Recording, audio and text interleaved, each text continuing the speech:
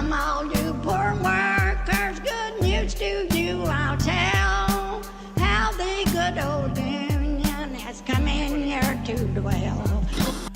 The largest union talk radio program in the southern United States. This is the Valley Labor Report. My name is Jacob Morrison. My co-host is Adam Keller. If you have anything to add, you can give us a phone call. The line is open right now. That is 844-899-TVLR. That is 844-899-8857. Would love to hear from you. Don't have just a whole lot lined up today, so would love to get some audience interaction. Also a technical note. We are not on the radio this morning on WVNN, where we because WVNN, like something like lightning hit the studio or something, and so all of the boards are down, so they can't run anything live right now, and it's been that way for multiple days, and it's going to continue to be that way until like Tuesday of next week. So we're running rerun on the radio, so we're not on the radio right now, but we are going to be carried live in Chattanooga starting at 10. So yeah, some technical stuff going on there, but happy to be with the folks who are tuning in online. Randy says riot and make revolution if you're able-bodied comrades. I don't know that I'm going to endorse that necessarily, but appreciate the sentiment. Gus says love and solidarity from the Pacific Northwest. Gus, good to see you as always. Appreciate everybody tuning in. We have some 14 folks tuning in, and not that many already. I mean, we just went live like 30 seconds ago, so good to see everybody here. But not all of you who are here have liked the stream yet, so go ahead and do that if you haven't.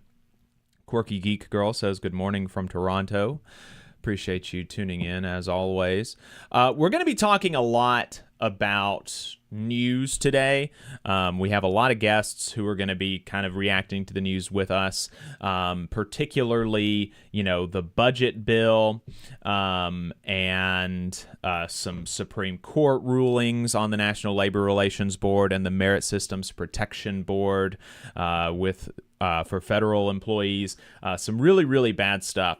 And the thing that we wanted to talk about first today with this bill is something that's really gone significantly overlooked. Like, not very many people have been kind of tuning into this portion of the bill, but Republicans snuck into the bill a preemption on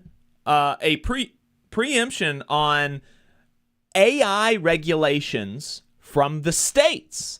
And so we have been seeing this preemption problem all across the country on the state level, right? We saw this in like 2015 or 2014 or 2016 whenever Birmingham in Alabama raised the minimum wage municipally.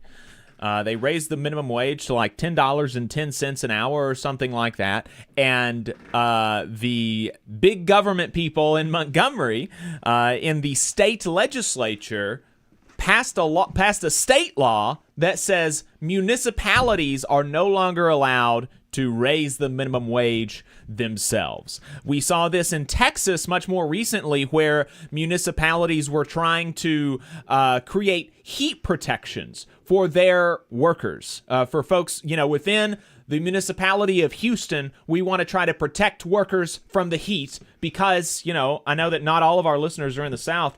It's hot in Houston. It's very hot. And so, the city council was like, hey, let's protect people from the heat because it's killing people. It's literally actually people are dying. And so we want to protect people from that. And the state legislature passed a bill in Texas that said, no, Houston, Austin, you can't do that. You cannot protect your citizens from the heat, even if that is obviously something that your citizens would want you to do.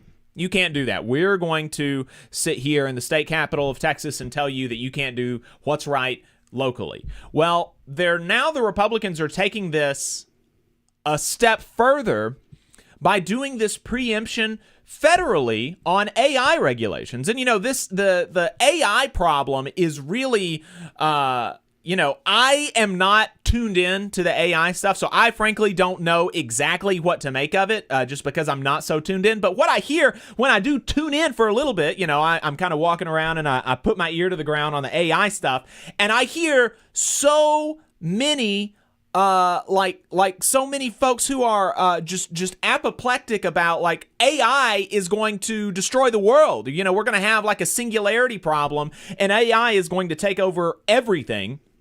And it's, this big doom and gloom, huge, or either doom and gloom or like utopia kind of stuff. Like it's going to be a big change one way or another. The AI stuff is, according to its proponents and detractors. And so, rightly, there are a lot of states who are considering regulations on AI, who are, starting to kind of put some guardrails up, right? And so the House Republicans in D.C. are saying, no, states, you can't do that. We're not going to allow you to do that. And it's very concerning, particularly for, creative industries. And so, Adam, I want you to, you're in IATSE, the International Alliance of Theatrical and Stage Employees. They have been putting out some communication on this portion of the bill. Specifically, how has the Stagehands Union, and, they represent the kind of below the line crew and film and TV and stuff, what has their message been on this AI preemption from DC? Right. So, IATSE represents the behind-the-scenes entertainment industry workers, everything from movie and TV to live events, concerts, musicals, trade shows that come through your region.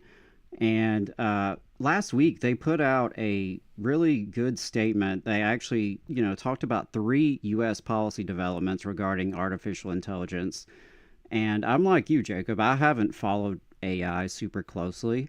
I know as a unionist that we always have to be concerned with new technologies, new automation, possibilities of job loss, right? Because that is one of the biggest concerns that we have out here as union members, is not necessarily the technology itself.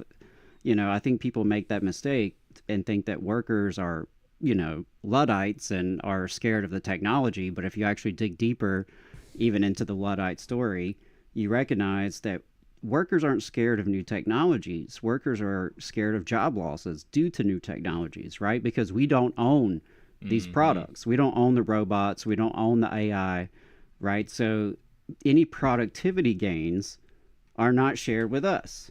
It's one thing if AI is adopted in your workplace and now everyone has a little bit easier, go of it, and maybe things are taken off your plate.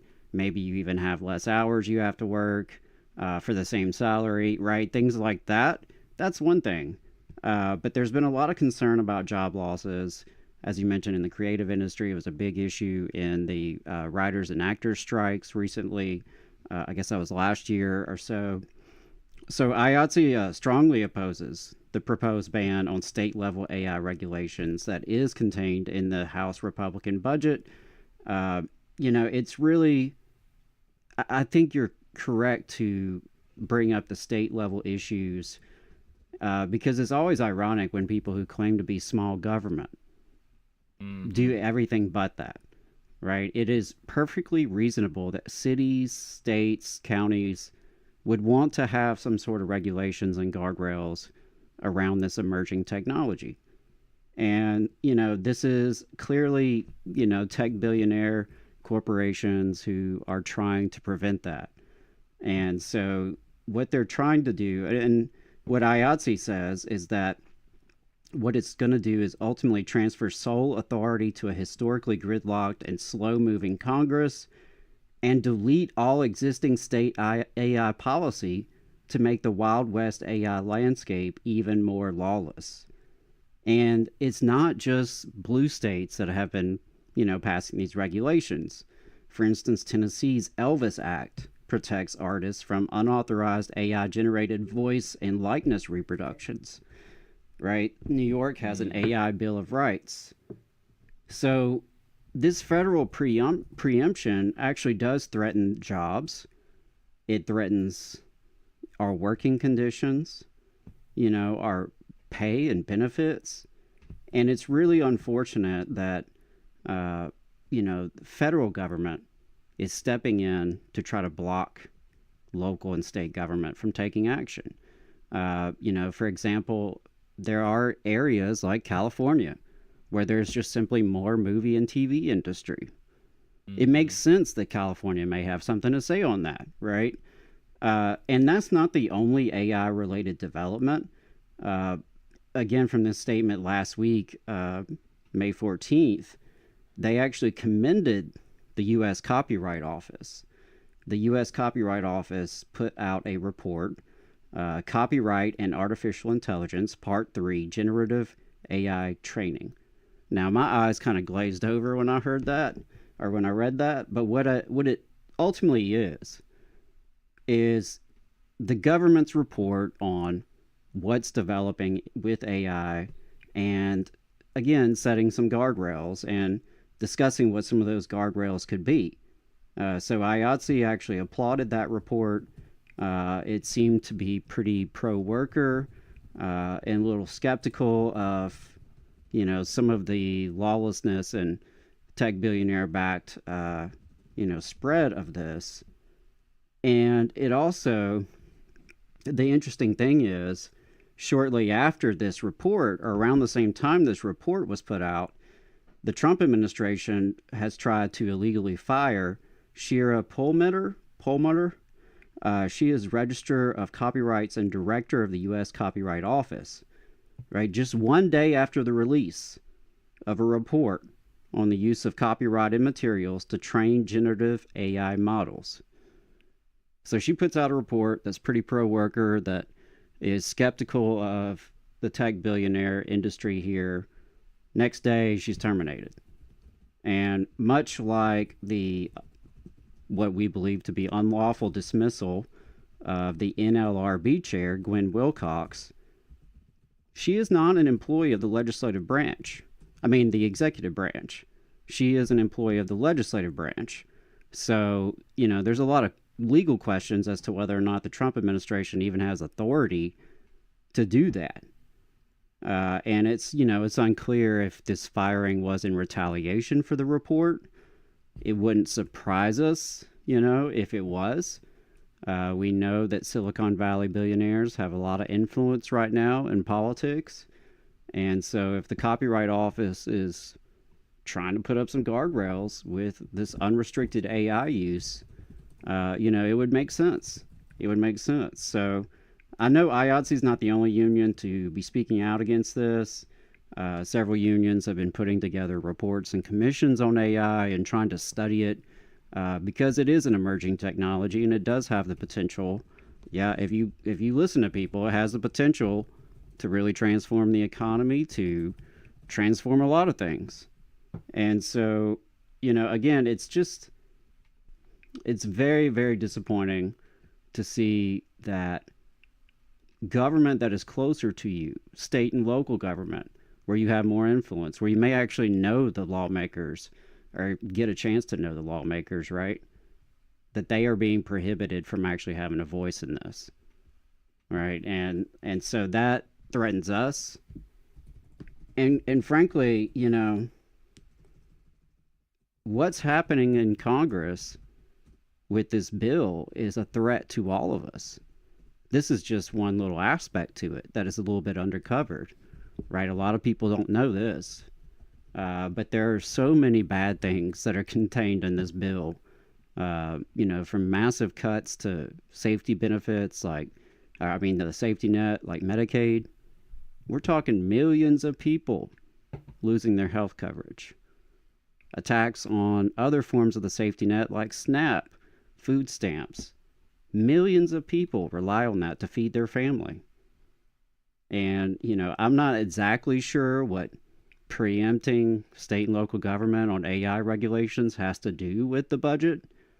But, we wanted to make sure we lifted that out because this is a workers' rights issue. It's something that's going to continue to be more and more in the conversation. It's something we're going to have to deal with in our contract negotiations, regardless of your industry. Some are more impacted than others, obviously. But it's a developing issue. It's something we're going to keep our eye on for sure. Yep. I think we've got our guests in the Zoom now, right? We have on the line Dwayne Johnson, Secretary Treasurer and Director of Organizing for Teamsters Local 322 in Virginia, and Matthew Relford, a employee at Genesis Logistics, also in Virginia. Matthew, Dwayne, welcome to the Valley Labor Report. Thank you for taking the time. I appreciate it. Thanks for having us. Good morning. Good morning. Really looking forward to the conversation. We are bringing y'all, we wanted to bring you on the show because Matthew was just part of a very, very winning campaign at Genesis, won by something like an 80% vote at a big unit, with a big unit like 200 or 300 people. And so, Matthew, can you talk to us about like what do you do at Genesis? What does Genesis, the company, do for folks? And then what made, how did the campaign get started? Okay, yeah, so we deliver fresh goods to 7-Eleven, the Class A trucks. But what made us get started was just the unfairness of paid wages and PTO, holiday, the respect as a driver. It's the list goes on, but it was a lot. Right. Very similar, whenever we talk to folks when they want to organize a union, it's always very similar things. And particularly, the one that is, I think, very surprising for folks who are not in union campaigns is that, the respect is such a big thing for folks. Like even in some campaigns, and I can't speak to yours, but even in some campaigns, the just being treated without dignity and respect can even be a bigger motivating factor than higher wages or the health insurance stuff. Yep. Dwayne, does the Teamsters represent drivers at Genesis Logistics across the country? Yes, it's a DHL supply chain. So I believe we have like 3 or 4 other Genesis locations across the country on the West Coast and on the East Coast. And we have a lot of other supply chains as well as Express. So, I mean, DHL North America is one of our core industries we represent. And when I was reading, the press releases and the news reporting about this, I noticed that Genesis is a subsidiary of DHL. And, I've been doing this radio program for 5 years. I've had a lot of Teamsters come on the program, and I've talked about DHL Teamsters. And so I'm like, this is a company that is not unfamiliar with unions. And yet what the Teamsters have been saying is that DHL ran a really anti-union campaign during the election. Dwayne, what were some of the things that the company did during the election that were, in some cases, potentially violative of the law? And why were they doing that, given that, this is a company that has experience with the Teamsters? Well, I mean, they just know that once we get past the election, we get to contract that they're not going to have the ability to do what they've been doing to these workers. I mean, this location's been open for a little over 3 years, right, Matthew? Yep. And their pay has gone backwards. I mean, drastically. And we're talking about skilled drivers. I mean, I'm a truck driver myself, and you're talking about guys that are taking 48, 53-foot trailers into little 7-Eleven parking lots. I mean, you just can't grab a rookie driver and throw them into a 7-Eleven parking lot where you have pedestrians and vehicles and gas pumps, and it's manual labor. It's hard to even find truck drivers that want to unload trucks. A lot of them like no freight, but these guys actually have to pull it all on hand carts, and tote it into the store. But they did all kinds of nasty things. They try to get around the captive audience meeting stuff because right now those aren't allowed. But they did other things like hold their paperwork and their keys. This part's voluntary, but you can't start your day until we get this part done. So, but the guys did good. They walked out of the room. Most of them they won't listen to anything they had to say. We would set up at a hotel close by. We had a conference room there. one of our first meetings we had with the workers there, we noticed one of the HR guys from DHL was in the parking lot, Wow. surveilling. Like Yeah. 20 something people saw this guy there, and it did scare some folks off, and they put folks in there to bargaining unit members that are what I would call the bootlickers. They planted those in some of these meetings when some of the workers knew who they were, so kind of it's an intimidation factor. Mm. um, but everything they did along the way actually just drove the workers to the union. The folks that were on the fence, I don't know. We'll wait and see. When the company started their union busting tactics, it just solidified their decision. They're just like, you know what, we're not dealing with this. We're going to do it. Yeah, Matthew, I've got the press release up now, and it said that y'all had a 90% pro union, yes vote during the election. I mean, that is really big, especially in these larger units. It looks like it was a unit of 214 people, and Yes. that is a very difficult thing to do. What do you think was the secret sauce to getting so many of your workers to vote so decisively in favor of unionization with the Teamsters? Well, it definitely was hard work of organizing and having everyone come together. Um, but the secret sauce was really you know we had a strong committee. We had a Mm. strong OC committee guys, and then we got our organizers. As Dwayne guys pretty much instructing us and directing us in the right way. And I mean, these guys had this thing down, play like a playbook. We followed what they said. We did it as far as OC, and we did the groundwork. And you know, we just all came together, and then everything that they pretty much laid out that was happening. It just everything just worked out in our favor, and and Genesis played that playbook, the Mm. exact same playbook. So literally, you know, what our organizers was telling us, that's what they did, Mm. and the people seen it. So they really shot themselves in the foot because they was very unprepared because they thought this day would never happen. They really thought Mm. that we would never come together because these people went. I mean, they went hard, like drilling us from my very first day. Um, coming in there, being, didn't want the union in the building. They pretty much drilled that in us. They made an example out of a couple of people, who tried to start talking about it. Next thing you know, they was gone. Mm. So yeah, this is it was definitely tough, but we came together, we stuck together, and we conquered, man. That's awesome. That's really great to hear. Dwayne, I have a question for you as like a local union official. When there are a lot of folks that union leaders get inevitably lots of folks coming to them saying, I want to form a union, and I am the president of the Labor Council here in North Alabama, and so I get a lot of these inquiries, and I always follow up, and ultimately, sometimes it'll go a little ways, and then it'll fizzle out, and there's ultimately not as much kind of initiative there to really see it through, and people kind of get discouraged when things come up.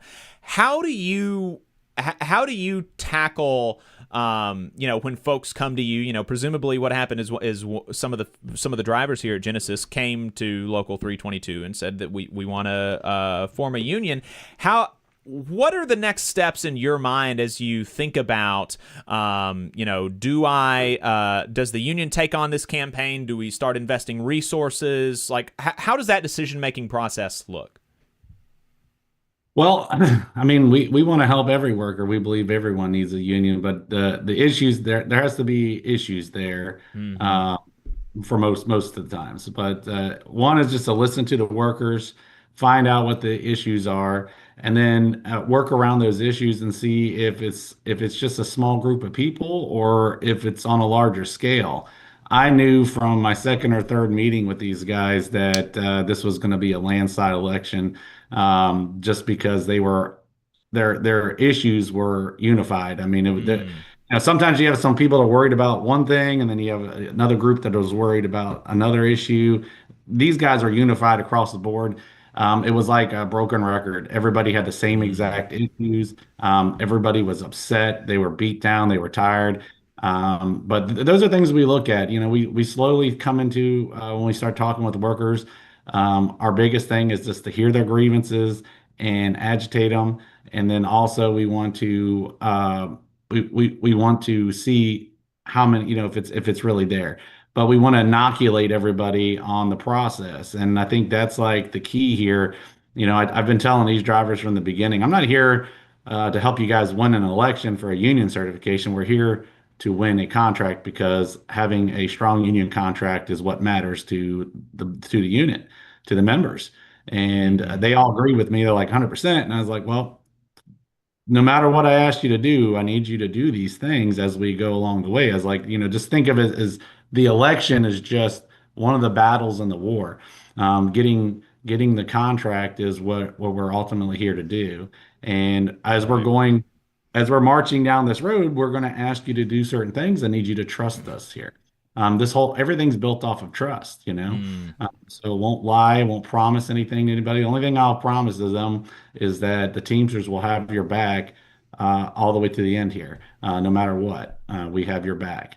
And we showed that to them, and they showed up for us. When we did the March on the Boss, we had somebody, he's like, hey, is this necessary? And it's like, I definitely feel this is necessary. But if you don't want to do it, you don't have to. But there's a group here that want to do it. But that worker ended up doing it, and I think it was kind of liberating to him. Right. They did an awesome March on the Boss while the warehouse was in full swing. It was awesome. And so, Matthew, as we're winding the interview down, you've won the election, and like like Dwayne said, the next step is really, you've gotten yourself ready to actually fight the battle. It's time to negotiate the contract. What are you looking for in your first contract with Genesis? Definitely get our PTO correct, holiday pay, let's see, safety bonuses. Man, we're just looking for the basic stuff that we're supposed to be getting, that they provide for a regular Genesis that we never got. Well, that sounds great, brother. Wish you luck. Keep us updated. Once you get your first contract, I'd like to have you back on. Like to give you a little victory lap. Matthew Relford, Genesis Logistics employee in Virginia. Dwayne Johnson, Secretary Treasurer, Teamsters Local 322, and Director of Organizing for the local. Thank you both so much for your time. I appreciate it. Right. Thank you. All right. We're going to take a break, folks. We're going to be right back. We're going to be talking to the General President of the United Electrical, Radio, and Machine Workers of America, the UE. Here in a moment, we're going to be talking to him about the UE and about the recent budget reconciliation bill. Obviously, getting to last week in Southern Labor and Boss Watch. Everything that you love about the Valley Labor Report is going to be coming up momentarily. The phone number is 844-899-TVLR if you'd like to call in. That is 844-899-8857. Appreciate everybody tuning in. We're going to take a break. We'll be right back. The attorneys at Maples, Tucker & Jacobs have stood with the working people of Alabama for over 40 years, providing skilled legal representation for your workplace injury claims. When you are injured on the job, it can be a scary time. The attorneys at Maples, Tucker & Jacobs have the experience to guide you through the process to make sure that you and your family are properly taken care of and your rights are protected. If you need help, call the attorneys at Maples, Tucker & Jacobs at 855-617-9333 or visit online at www.mtnj.com. No representation is made that the quality of legal services provided is greater than the quality of legal services provided by other law firms. Support for the Valley Labor Report comes from the International Federation of Professional and Technical Engineers Union. Learn more by visiting www.ifpte.org. Are you looking for a better future, a career that can have you set for life, and to be a part of something that's bigger than yourself? If you are, then consider a skilled trades apprenticeship with the International Union of Painters and Allied Trades. The work of IUPAT is all around us, from the industrial painters who work on the bridges to drywall finishers, floor coverers, the glazers who install the glass in our skylines, and so much more. With an IUPAT apprenticeship, you earn while you learn and receive benefits while learning the trade, including a pension. We provide world-class education free of charge. That's right, no student debt. Our starting salaries for apprentices that graduate is above the national median salary with benefits for entire families. And you have the flexibility to take your trade wherever you'd like in the country to work.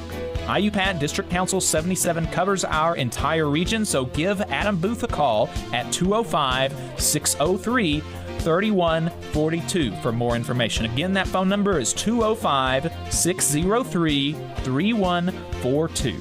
Come build a better future with us today and join IUPAT. We're the nurses, firefighters, and claims representatives that help keep our government services running. We respond to natural disasters. We care for our nation's veterans, and we investigate discrimination in the workplace. We are federal and D.C. government workers, and we are proud to serve the American people. Working in more than 70 agencies across the government, we know we can fulfill our mission because our union has our back. Learn more at afge.org. Paid for by the American Federation of Government Employees, AFL-CIO. Since 1889, the National Association of Letter Carriers has protected the rights of city carriers as they deliver the mail and offer support for their community. The Alabama State Association of Letter Carriers makes their legislative voices heard when it comes to issues involving the U.S. Postal Service and the working members of the union. The National Association of Letter Carriers has been longtime supporters of the Muscular Dystrophy Association and the Stamp Out Hunger Food Drive. This message is sponsored by the Alabama Association of Letter Carriers. To learn more, visit NALC.org.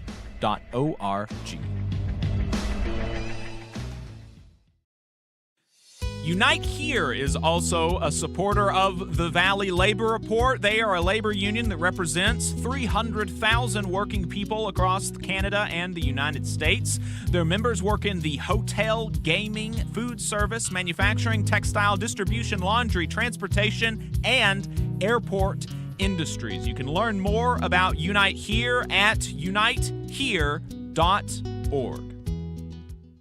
Come all you poor workers, good news to you I'll tell, how the good old union has come in here to dwell. A battle in the heart of Alabama caught our attention. Coal miners in one community, they've been on strike now for months. Working as long as 12 hours a day, 7 days a week, in some of the most dangerous conditions. I really think that the labor movement is the single greatest force for democracy in the history of the United States. The story of Alabama is a story of not just resilience, but of militancy. I say no contract, you say no coal. No contract, no contract. If we ain't all free, ain't none of us free. You're listening to Alabama's only union talk radio show, The Valley Labor Report, with Adam Keller and Jacob Morrison. That's right, folks. This is the Valley Labor Report. From the mountains of Tennessee to the bayous of Louisiana, broadcasting online and on the radio from the heart of the Tennessee Valley, the Spice Radio Studios in Huntsville, Alabama. This is the Valley Labor Report. My name is Jacob Morrison, here with my co-host and fellow agitator Adam Keller. Today, we just wrapped up a conversation with a couple of Teamsters from Virginia who won a union election. You can find that conversation on YouTube and Facebook at the Valley Labor Report. We are also going to be talking to Carl Rosen, the General President of the United Electrical Radio and Machine Workers of America, about the UE and about the UE's reaction to the news of the day. We are also going to be getting to Last Week in Southern Labor and Boss Watch as always, folks. If you want to be part of the program today, we've got a phone number and the line is open. That phone number is 844-899-TVLR. That is 844-899-8857. You can also leave a voicemail at any time throughout the week. No matter what time of day, you can leave us a voicemail, and we might respond to it on the next program.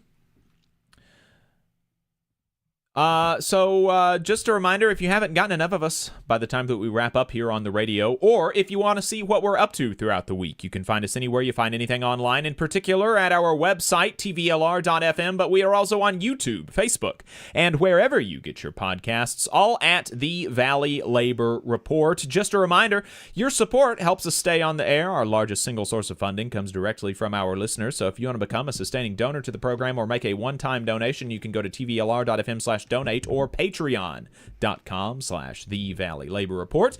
We got a bunch of really cool merch for sale at tvlr.fm/store. We got a cool red t-shirt that says Unionize on it, but it looks like the Supreme logo. We also have some logo caps, some stickers, and some other stuff. Some matchbooks that are really cool. tvlr.fm/store. And finally, if you're a member of a union, then think about getting your local or national union to sponsor the show. You can reach out to us for more details on that at tvlr.fm/contact. Hey y'all, let me add a disclaimer that any viewpoints or opinions expressed in this program belong solely to their author and do not necessarily represent any organization or sponsor. We welcome all of our listeners, whether you're on YouTube, Facebook, WVNN, WZZA, WHIV, WGOW, Means TV, or through your favorite podcast app. We are proud to be part of the Labor Radio Podcast Network and encourage our listeners to check that out. And as most of you know, we are not media professionals, just a couple diehard unionists who want to amplify the voices of the working class here in the American South. We're hoping this project can make a difference on that front, and we can't do it without you. So we want to thank everyone for tuning in. Whether you're a loyal fan or first-time listener, we really appreciate you. Absolutely. Let's get to last week in Southern labor. Here is what workers in the U.S. South and the American colonies were up to from May the 16th to the 24th. In new union campaigns, 42 workers at J.B. Speed Art Museum in Louisville, Kentucky filed a petition to hold a union election with the United Auto Workers, UAW. 27 workers at UNFI Natural Foods in Pompano Beach, Florida filed a petition to hold a union election with the Teamsters Local 769. 6 workers at AVI Systems in Maplewood, Missouri filed a petition to hold a union election with the International Brotherhood of Electrical Workers, IBEW Local 1. 17 workers at Skyworks Equipment Rental in Decatur, Alabama filed a petition to hold a union election with the International Union of Operating Engineers, IUOE Local 320. Workers likely pushed by their employer filed a petition to decertify the Utility Workers of America, Utility Workers Union of America, UWUA. Local 304 is the union representing 160 workers at First Energy in Haywood, West Virginia. 73 workers at Breakthrough Montessori Public Charter School in Washington, D.C. filed a petition to hold a union election with the District of Columbia Alliance of Charter Teachers and Staff, AFT, Local 1927. In election results, 14 workers at Centerpoint Energy Resources Corporation in Texas City, Texas voted 11-2 in favor of decertifying the United Steelworkers, USW Local 13-1 is their union. 11 workers at Dairy Farms of America Distributor South in Goldsboro, North Carolina voted 7-4 in favor of unionization with the Teamsters Local 391. 15 workers at Advanced Disposal Services Solid Waste Southeast in Albany, Georgia voted 10-5 in favor in a decertification election in favor of retaining their union, the Laborers International Union of North America, LIUNA, Local 515. 20 workers at Starbucks in Huntsville, Alabama, voted 8-2 in favor of unionization with Starbucks Workers United, and 29 workers at ProCal Mobility in Jacksonville, Florida, voted 6-18 against unionization with the International Association of Machinists and Aerospace Workers, IAMAW, and 91 workers at United Natural Foods in Lancaster, Texas, voted 68-14 in favor of unionization with the Teamsters Local 745. In grievances, unfair labor practices, and court cases, A federal judge in Kentucky dismissed a case brought by the U.S. Treasury Department to invalidate a collective bargaining agreement with the National Treasury Employees Union, NTEU, to comply with Trump's executive order to do away with collective bargaining for most federal employees. While on its face, this is a good ruling, the judge did say in the decision that the dismissal was only based on standing because nothing had been done so far to impede the department's implementation of the executive order, and, quote, had the Treasury filed suit in response to an invasion or threatened invasion of its sovereign right to enforce Trump's executive order, a different result would have likely been reached. So not a lot of good news. The Trump Justice Department reached a deal with Boeing that would allow the company to avoid criminal penalties for allegedly misleading safety regulators about the problems that led to the crash that killed hundreds of people. Under the agreement, the company would have to invest $1.1 billion, including $444 million to the victims' families. The U.S. Supreme Court issued a bad ruling in a blow to unions, allowing the firing of Gwen Wilcox at the National Labor Relations Board to stay as the case works its way through the courts, saying that the Trump administration is likely to win on the merits of the case. Really bad news, overturning Humphrey's executor, 90-year precedent, and it's going to give complete control of the NLRB to the Trump administration. It will be make it much more difficult for workers to form unions. In strikes and bargaining updates, Bill Fighting NALC, the Reform Caucus of the National Association of Letter Carriers, released a statement on the appointment of David Steiner as the new Postmaster General. They identified Steiner as a Republican donor, a board member of FedEx, and somebody who bragged about his history of union busting. This also points towards actions they also point towards actions taken by Amazon and FedEx that may indicate some private logistics companies are positioning themselves to benefit from postal service privatization. They conclude by saying that without the right to strike, we will continue to fight with one hand tied behind our backs and will be open to further attacks, whether it's from the president, Congress, corporations, or the Postmaster General. And they called on NALC members to join their caucus. 90 drivers at Albertsons in Dallas, Texas, represented by the Teamsters Local 745, voted by 97% to authorize a strike in response to the company's refusal to offer a fair contract. Workers are demanding fair wages, pensions, and job protections against autonomous vehicles. The United Food and Commercial Workers, UFCW, announced the ratification of a first-ever national agreement at JBS, a meatpacking company, that the union says will bring significant wage gains, a newly created sick leave program, and the establishment of a new pension retirement plan for 26,000 meatpacking workers at 14 facilities across the country, including in the South, in Texas and North Carolina. I mean, by all rights, this seems like a huge deal. The establishment of a new pension plan for meatpacking workers. I mean, that is going to be a big deal for those folks.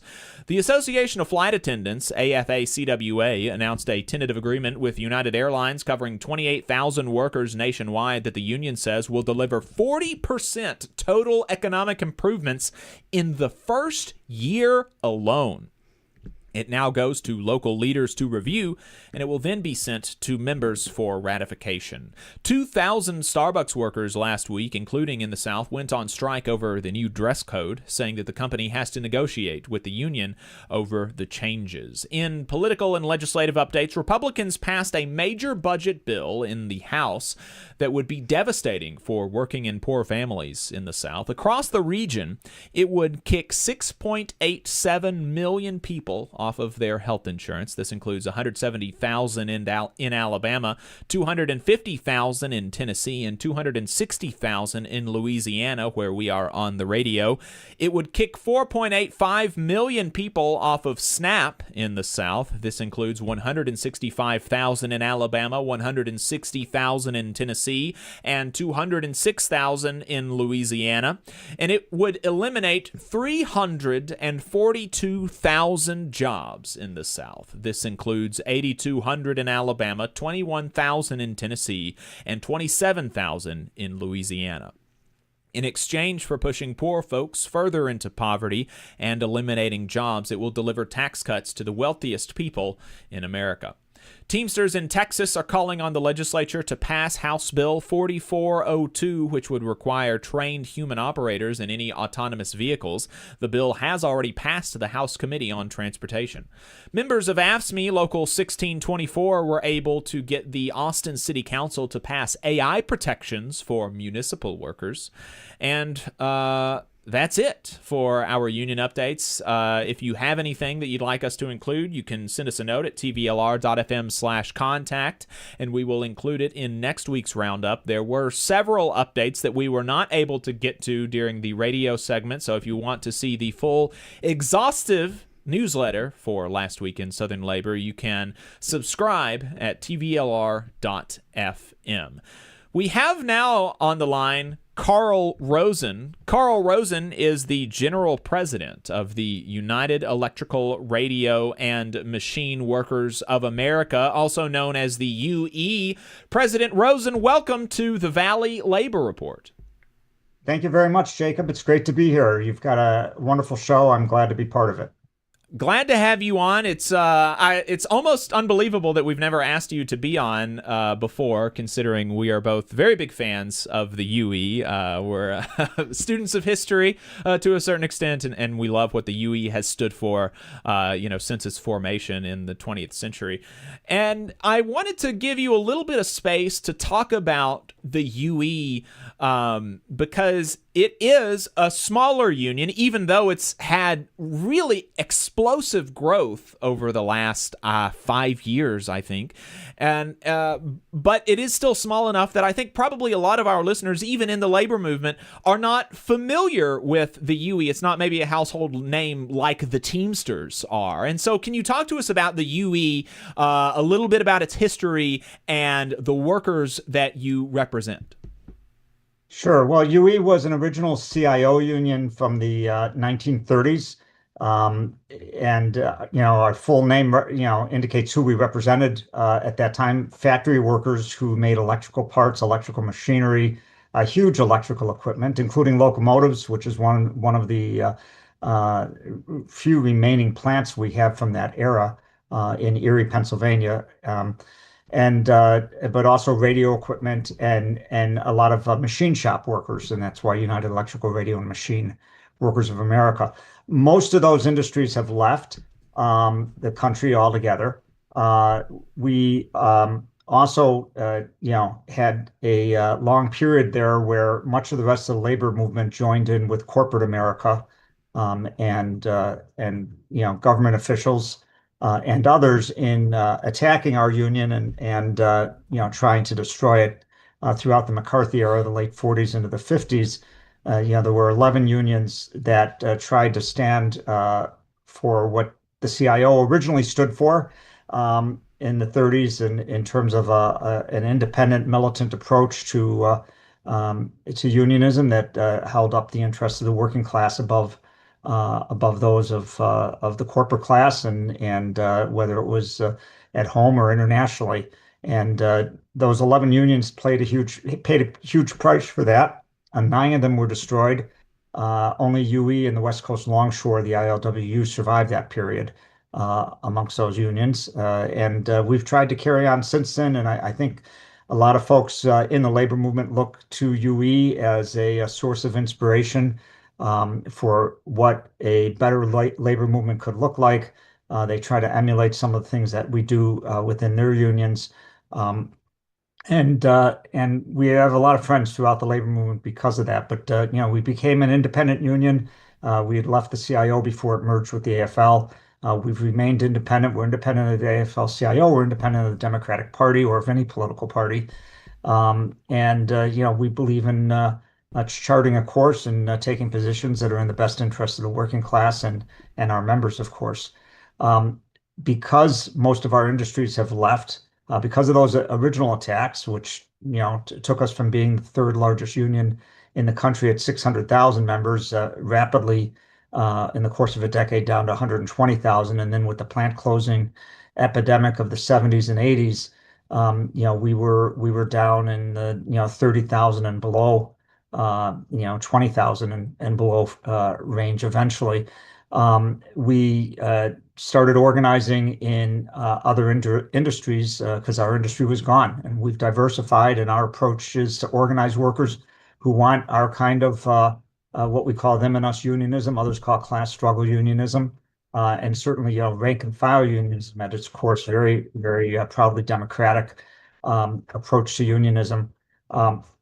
Folks who want to organize along those lines should join our union, and we don't do restrictions based on particular industries at this point. But a lot of our organizing in recent years has been in the last couple of years. Our very explosive growth you referred to has been amongst graduate workers who have been especially interested in our approach to organizing, which is hearkening back to the way it was done in the 30s, which is workers to organize workers, not rely on a heavy staff run organizing drive, but trust the workers. If you give them the training, you give them the information, you give them the tools that they can go and self-organize, and that is a much more efficient way to do it, and also gives workers a union that's really their own. I think some unions are afraid to do it because union workers that have organized themselves are not dependent on somebody up above. They are able to act independently. In UE, that's great. We are big believers in local autonomy. That's baked into our Constitution. In other unions, not so much necessarily. And so others haven't been quite as quick to jump onto it. But it is a similar model, obviously, that you saw across the Starbucks organizing to some extent. It was certainly what was there with the Amazon Labor Union and some attempts within Amazon. So there are others who recognize the value of it. It's our position that it's the only way that the labor movement is going to organize on the kind of scale that's needed to actually turn around the labor movement and turn around our country. And so we are glad that we've been able to do that and bring in about 30,000 graduate workers into UE contracts over the last 3 years or so. And we're having a convention the end of this summer in Chicago, where we're going to be welcoming them all in as delegates on behalf of locals that are now fully established, their own elected officers, their own democratic constitutions, paying their share to help carry the union forward and do more organizing and expand further into other workplaces. That's all really exciting, and you mentioned the history there, and how part of the dark history of the labor movement, and one of the real stains on the labor movement is that it went after unions like the UE, like the fur and leather workers, like Mine Mill here in Alabama, and UE was one of those that underwent those attacks, and I think that we are in a state of the labor movement that is a little bit more ecumenical. I was just at a convention where somebody was talking about how the carpenters are like off on their own, kind of being crazy a little bit. But generally speaking, I think most unions are a little bit more kind of congenial with one another. And so you might enjoy that I took the time when I was volunteering to support an IUE campaign to let one of the staffers know about that. The IUE does not really have a great origin story, being that its origin was to take away members from the UE. It was derisively called the Imitation UE, and so the staffer had no idea about the history, and ultimately that's not that important today. But I did take the time to let him know that his union does not have a super great origin story. But given the kind of a little bit more kind of congenial sort of state of the labor movement. You mentioned Starbucks Workers United. They're affiliated with the SEIU. The SEIU just reaffiliated with the AFL-CIO this year. Has their, but UE also obviously prides itself on its independence at this point. It was one of the, like you said, one of the two unions to not be destroyed by the other unions in the American labor movement. And so you pride yourself really on the independence of the UE. And so I'm curious if there have been any conversations within the UE about potentially reaffiliating with the AFL-CIO at this point. There's nothing actively being discussed at this time. Certainly, it's a topic that comes up from time to time and has for decades. For a long time, we were told the only way we could reaffiliate was by joining into the IUE, and that was at the time that the IUE was really a corrupt company union. It wasn't much more than that. We certainly weren't going to do that. Fortunately, they've moved beyond that somewhat. Although they are no longer an independent union themselves. They've become an affiliate of CWA as they suffered, although they didn't suffer the raids that we suffered from the rest of the labor movement, they suffered the same plant closing epidemic that we did, obviously. So we have extremely good relations with a large number of unions. At this point, we work very closely in coalitions that others have started, coalitions that we've jointly started, coalitions that we've helped lead at times. The work that we want to do with other unions, we're able to do. We still have some differences with the outlook of the AFL-CIO that, I think would be a difficult conversation to have within UE in terms of moving towards an affiliation. I don't know that the argument is there that the pros outweigh the cons for us at this point, but it certainly is true that there's much more openness, to work with unions, whether they're in or out, and certainly if you look at some of the positions the AFL-CIO has taken now as compared to during the Cold War era, et cetera, it's much more advanced. But our being outside the AFL-CIO also allows us to do things that others can't do, and break some ground due to it, which then others do start to do themselves, and then it gets passed through the AFL-CIO, and maybe that's a good thing, that we're out here charting our own course that others can kind of look at and see if it makes sense or not for them. I think that makes sense. I want to move a little bit abruptly, but we are a Southern radio program. We are on the radio right now in Tennessee and Alabama, and the UE doesn't have a huge presence in the South, but one standout exception is UE Local 150. I think that is in North Carolina. North Carolina, even among Southern states, has a really, really low union density rate, and yet UE Local 150, even as public sector collective bargaining is illegal, UE Local 150 has been very, very effective in its advocacy for its members, which are public sector workers in the state of North Carolina. Can you talk to us about Local 150 and some of the successes and some of the the highlights of that local as you see it, and anything else that UE is doing in the South that you'd like to bring attention to? Sure. We're very proud of our history with UE Local 150. Since the 1990s, they've been organizing within UE. It grew out of an organization called Black Workers for Justice, which was organizing in North Carolina and recognized that that state wasn't going to change until workers were organized into unions, and this was a way to do it. As you indicated, it's collective bargaining is illegal for the public sector in North Carolina. So even when there's a city that might have relatively progressive elected leadership who would like to sign a union contract with their municipal workers, it is illegal for them to do so. This is a direct vestige of Jim Crow and the laws that were passed at that time in order to keep black workers and white workers divided, so that the rich could do what they wanted to do. But Local 150 has been organizing both state workers and municipal workers, and they don't need some official piece of paper saying they're a union from an employer. They organize the workers. They raise hell.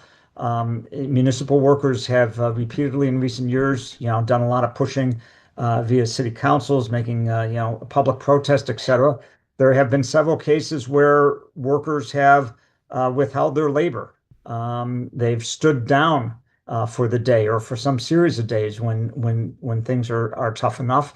And it's illegal for them to strike, so these are not officially strikes in any way, but they make their point, and they've been able to greatly improve wages and working conditions for workers in a good number of cities. We've made use of meet and confer in a number of places where we're able to go in.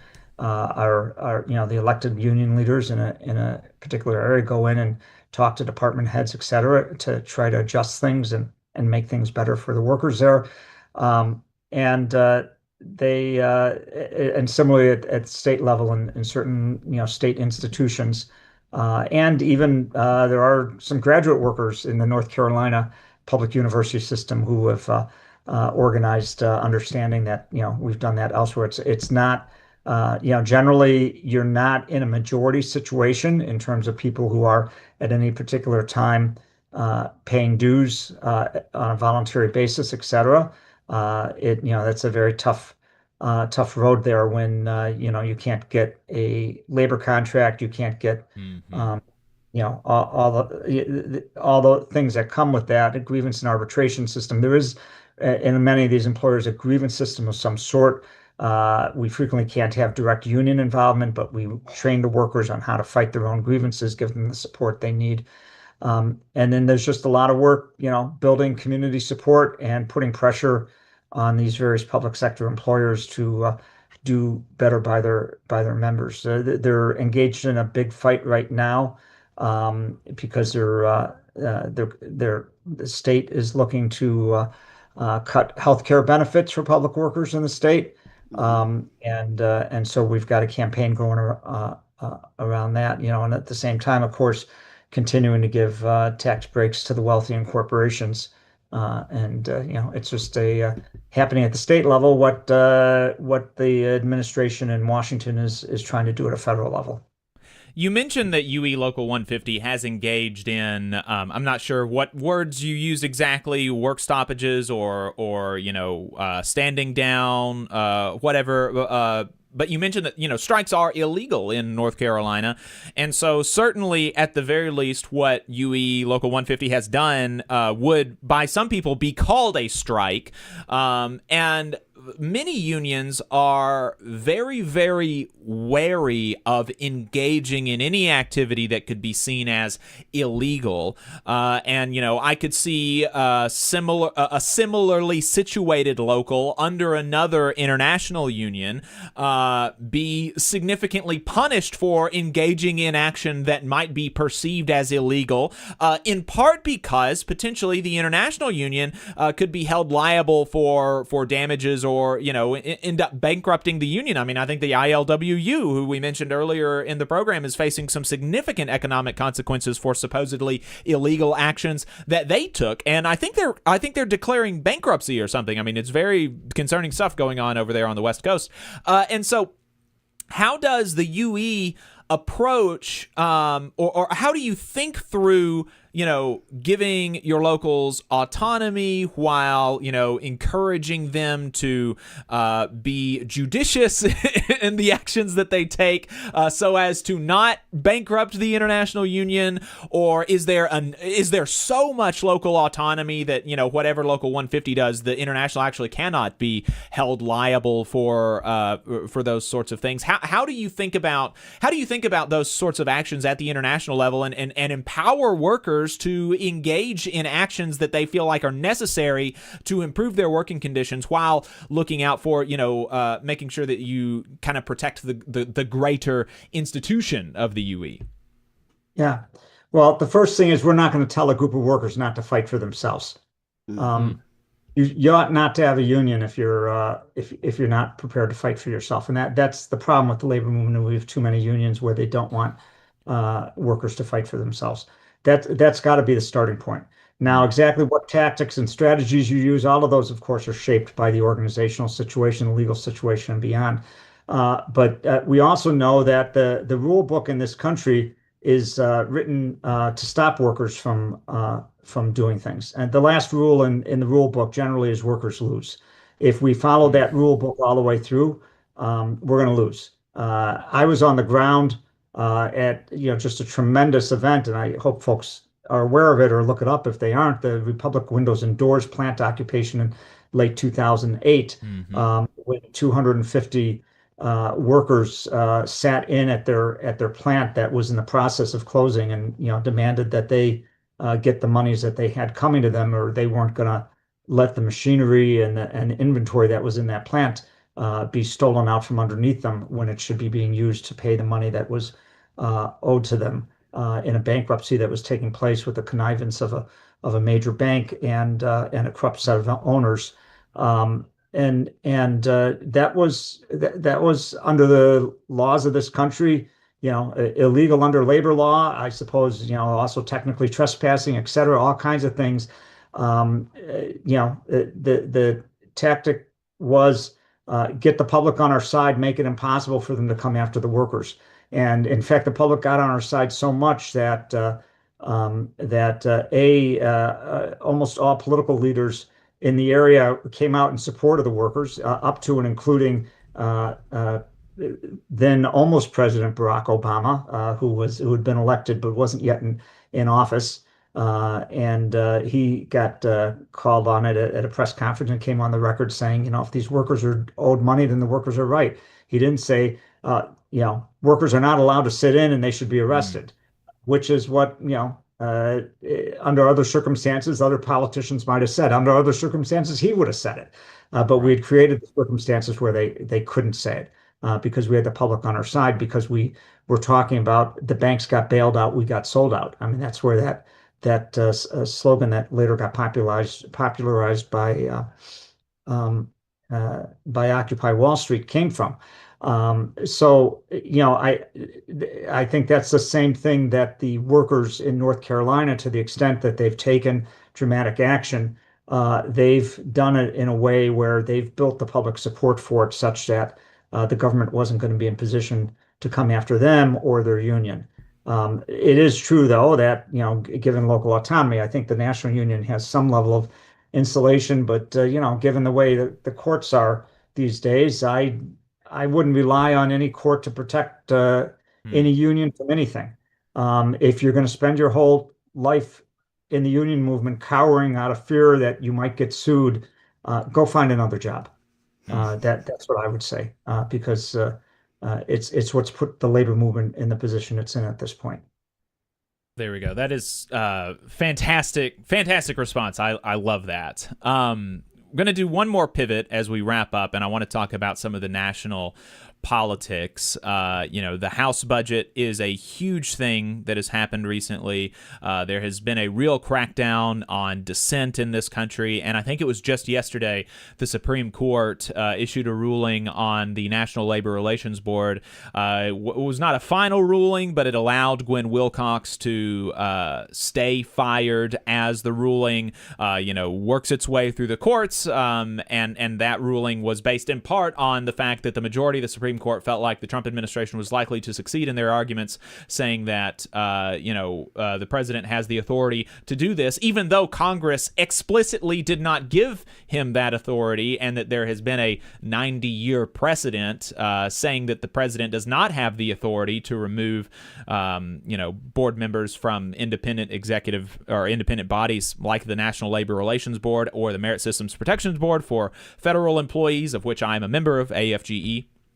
And so, the NLRB in particular is something that I imagine the UE is tracking very closely, because you mentioned that your explosive growth over the last few years has come from grad workers. And even before this decision on Gwen Wilcox, the UAW withdrew a petition to represent grad workers at Vanderbilt University in Tennessee, more or less saying that they were concerned that if they continue to push forward with their election petition at Vanderbilt, that the new Trump NLRB would reverse what has become the precedent that has allowed graduate workers to unionize with the legal protections that they have, and go back to and they were concerned basically that the NLRB was going to invalidate all graduate worker union elections. And so how are you thinking about the potential destruction of the NLRB and the most recent Supreme Court ruling, as it relates to your members and the labor movement more broadly? Sure. No, we have well recognized this, and in fact, we've been having extensive discussions and preparations probably for I don't know, about 8 months now or so. Certainly since it became clear that Trump was going to be coming back into office again, that the legal underpinnings of graduate workers being able to organize through the NLRB were likely to be under threat. Our approach is twofold. Number one, similarly, we're not taking cases into the NLRB which would allow employers to try to invalidate previous rulings here. It's the same thing that was done during Trump 1, and it was successful at that time. Whether it will be this time or not, we don't know. But we're not going to make it easy on them, that's for sure. But number two, our power comes from organized workers. It doesn't come, again, from a piece of paper issued by the federal government. And that's what is understood across all of the campuses where we have graduate workers.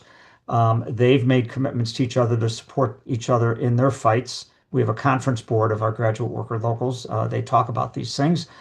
They have, in fact, jointly demanded that their universities stand up to the Trump administration on the whole variety of attacks on, freedom of speech, academic freedom, the rights of immigrant, graduate workers, and others on campus. All of the funding attacks, all of these things, our strong feeling is the best way to deal with it is to fight back, not to try to hide.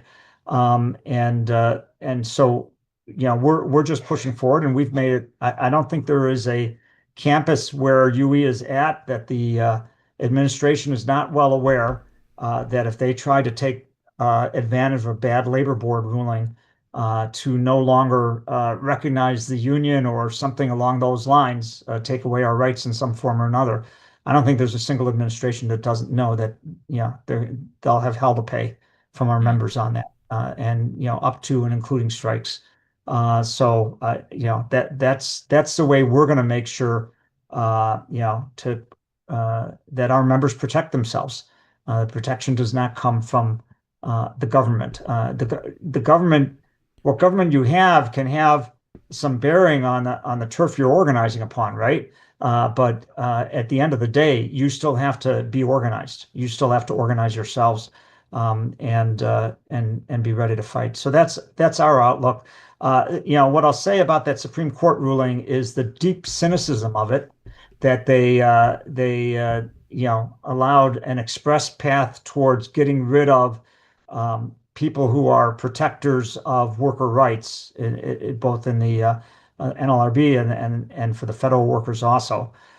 Yet in the same ruling, they said, but don't try and do that to the Federal Reserve Board. Yes. And the reason is because the Federal Reserve Board protects corporate America.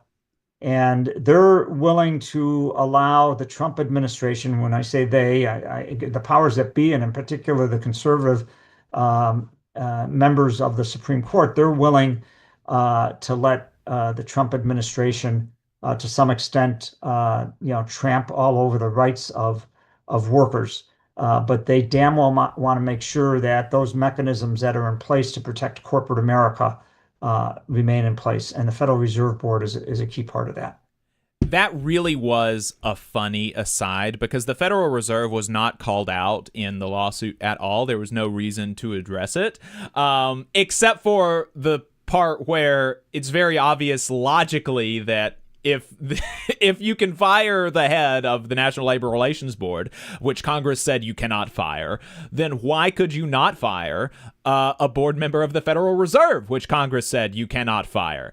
And, Matt Brunig has a really good newsletter called NLRB Edge, where he tracks kind of, the latest NLRB news. And he has a quote in here where he says, "The order's digression about the Fed is a useful reminder that constitutional law is just another form of discretionary policy making power exercised by the Supreme Court rather than Congress." And, it is very funny for its cynicism, but hopefully useful in like political education and demystification of the court, and how maybe we can kind of bring the kind of high priests of the Supreme Court down back to the profane, where they actually live, and just educate people that is what these people are. They are profane policymakers rather than high priests of constitutional law. And well said. finally on the national political scene, we've seen a real crackdown on dissent. Potentially even targeting of union members by ICE and DHS. We've seen, union members specifically who have been trying to organize with the United Farm Workers in New York be targeted by ICE. Lots of the, Mahmoud Khalil's former UAW member, Ramisa Ozturk is an SEIU member. And all of this done based on the fact that the Trump administration disagrees with the foreign policy outlook of these people.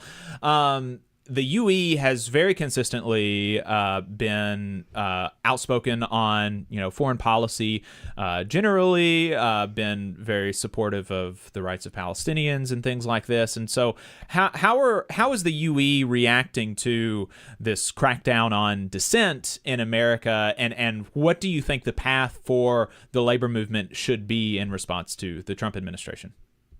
Yeah, I mean, it's more than a little concerning. We're watching a lot of the worst elements from the McCarthy era come back into play, and in fact, Donald Trump himself was trained by one of the key leaders of the McCarthy era, Roy Cohn, who was an assistant to Joseph McCarthy. So it's not shocking, but he's got a whole set of very evil, literally evil people around him. Who are carrying out these policies, and whether it's around immigration, whether it's around international graduate workers, whether it's all of the different pieces they're doing, and of course I would throw into that the direct repression of the right to organize in terms of what was done to all of the federal workers, taking away their rights to collective bargaining, illegally firing large numbers of workers without just cause or any path that should be taken before they could be let go. All of these things need to be fought against, and I think most of the labor movement recognizes that. The question is, how do you do it? How do you do it most effectively? What UE has done with a number of other unions is start something called Labor for Democracy, which is up front that we need to fight for our rights to protest, our rights to organize, our rights to speak out, to free speech, and that these are critical not only because in and of themselves they're basic human rights, and you can't have a democratic society without them, but they're also critical tools in order to stop the huge theft that they are underway at doing in terms of a huge transfer of wealth from everybody else to the very, very rich. The impoverization of large numbers of Americans that they're in the process of creating, the stripping of healthcare, which is just going to shorten the lifespans of large numbers of people and result in the closing of a lot of rural hospitals and hospitals in very poor neighborhoods, et cetera, in inner cities. And just devastate the ability of people to get access to healthcare. Just go down the list of problems that they are creating for working people. They know that all of these are fundamentally unpopular policies and do not have majority support in this country. So their approach is to suppress democracy, because if democracy was allowed to flourish, they wouldn't be able to do these things. If you want to rule on behalf of a small oligarchy at the expense of everyone else, that doesn't work well in a democracy, and that's why they're trying to take our democracy away, and that's why we need to fight. What the nature of that looks like, it will depend in part on what the Trump administration does, and how bad the repression gets and in how many ways, and to what extent there are limits placed on it. The courts have held up some amount of it, and they're trying to push back on other pieces. Whether they're successful, whether that continues, remains to be seen. Certainly there'll be elections coming again, and as those come, that may have some impact on how some segments of the government comport themselves. But we've got to be organizing and fighting on this, and we've got to be prepared to do it in pretty damn militant ways. And in the long run, I mean, what the labor movement brings to this is the ability to stop work, and that may be necessary. If you look at other countries where authoritarianism or fascism or other type of dictatorial approaches have tried to creep in, and where a people's movement has been able to stop it, it's usually a combination of both a lot of folks being out in the streets protesting, but also work stoppages. And that's an obligation the labor movement has to grapple with, how we are going to deliver on that if we want to have a democratic society going forward, and one where working people have some chance at improving their lot in lives. We've been talking to Carl Rosen, General President of the United Electrical Radio and Machine Workers of America, otherwise known as UE. You can find out more at ueunion.org. Carl, thank you so much for your time. I appreciate it. Thanks for having me. It's been great. Hope to come back sometime soon. All right. Absolutely. Take care. Going to take a break really quick, and we will be back with Boss Watch. The Laborers International Union of North America, LIUNA, Local 366, is proudly recruiting North Alabama local workers to work construction and nuclear plant maintenance. If you're interested, please contact April at our training center to start the process at 256-904-1753. No experience is needed. We offer free training, but you must be able to pass a background check and a drug test. Local hiring that grows our community with good-paying jobs that have benefits is our mission. Live better, work union, Local 366, feel the power. The Valley Labor Report is also supported by the Communication Workers of America. Learn more at cwa-union.org.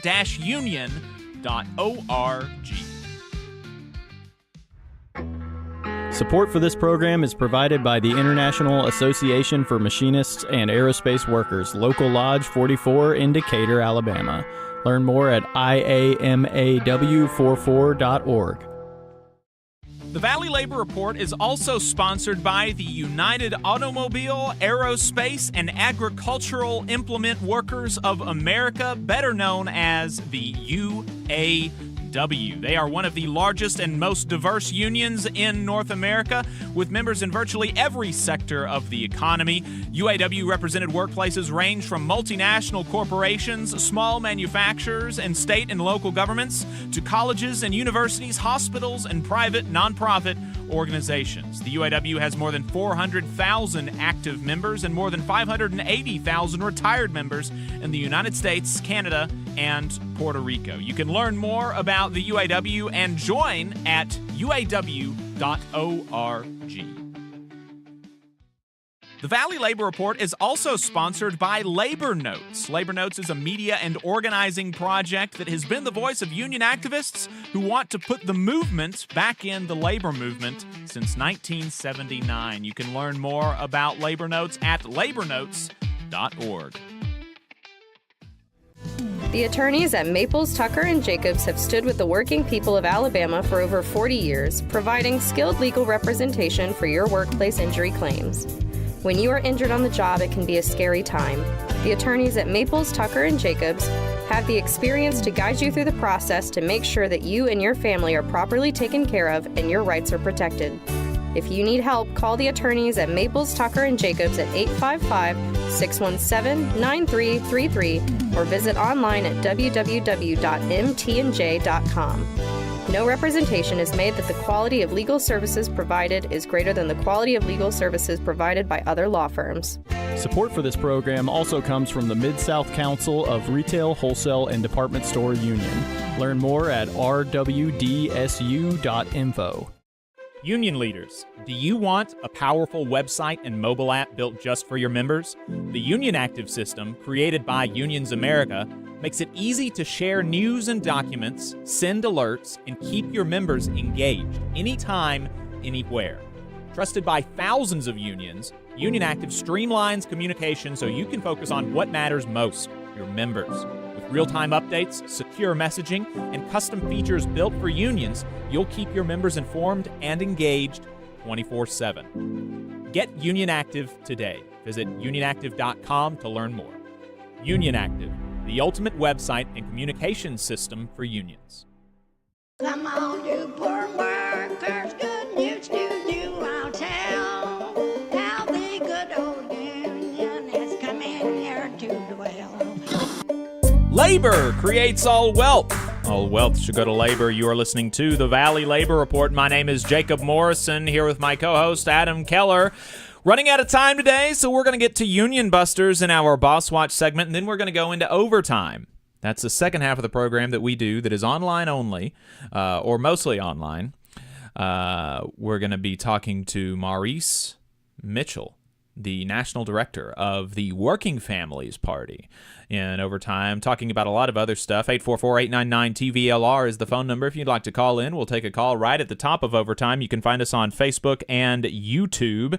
Facebook and YouTube to watch the second half of the program. We are also on Means TV, means.tv, promo code TVLR for 20% off of your subscription.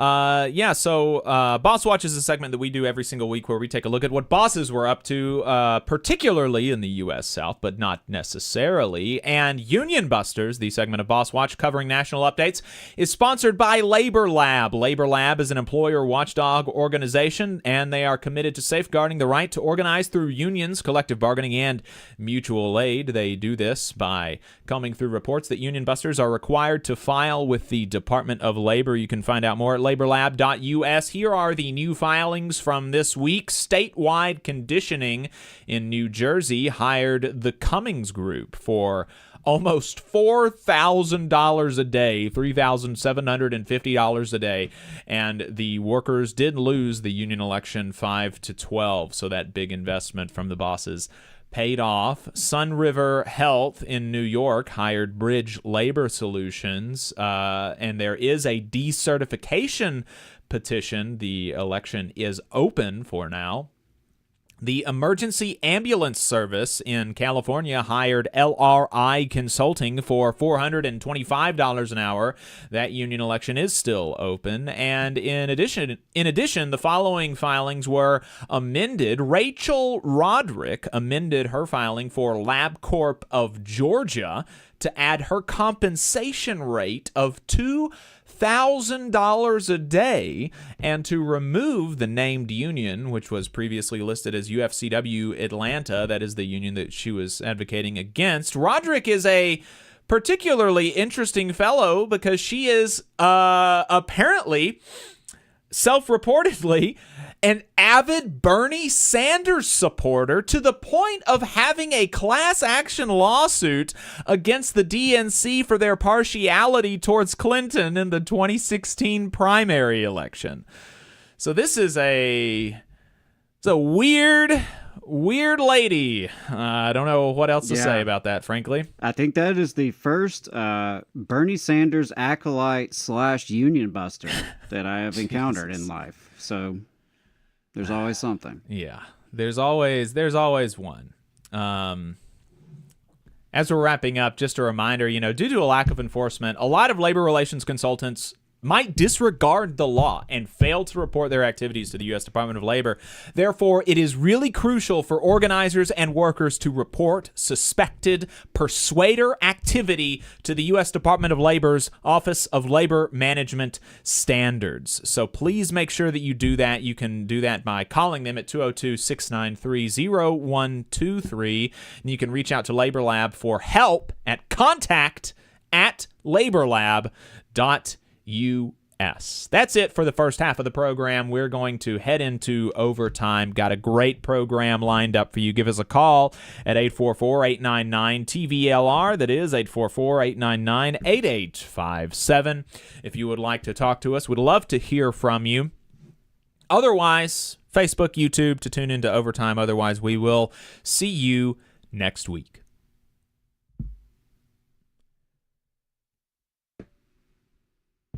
All right.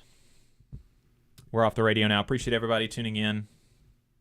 Got a lot of people tuning in on YouTube. Thanks for that. Going to react to some of the chat when we come back, and we'll also take calls, 844-899-8857.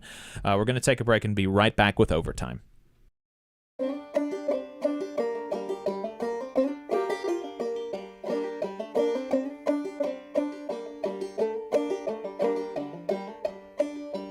Come on, you poor workers, good news to you I'll tell.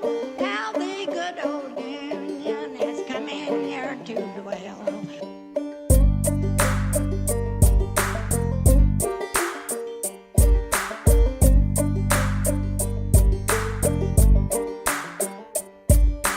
Go to Harlan County, there is no neutral there. You'll either be a union man or a thug party age player. Which side are you on? Which side are you on? Which side are you on? Which side are you on?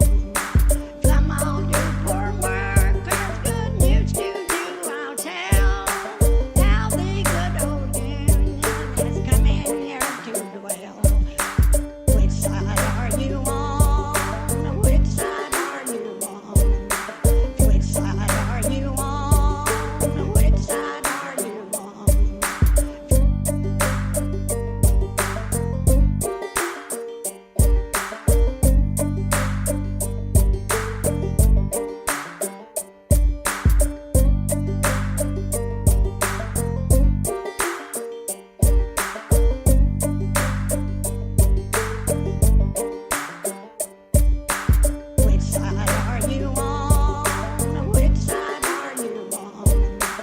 Which side are you on? Which side are you on? Which side are you on?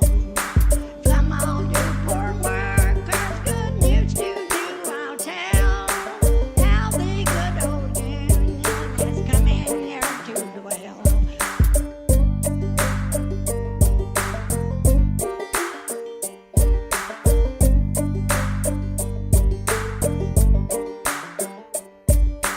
Go to Harlan County, there is no neutral there. You'll either be a union man or a thug party age player. Which side are you on? Which side are you on? Which side are you on? Which side are you on? Come on, you poor workers, good news to you I'll tell. How the good old union has come in here to dwell. Which side are you on? Which side are you on? Which side are you on? Which side are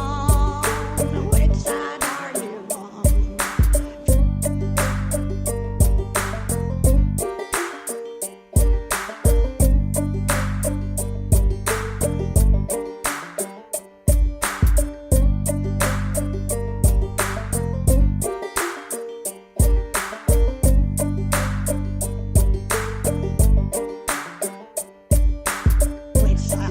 on? Which side are you on? Which side are you on? Which side are you on? Which side are you on?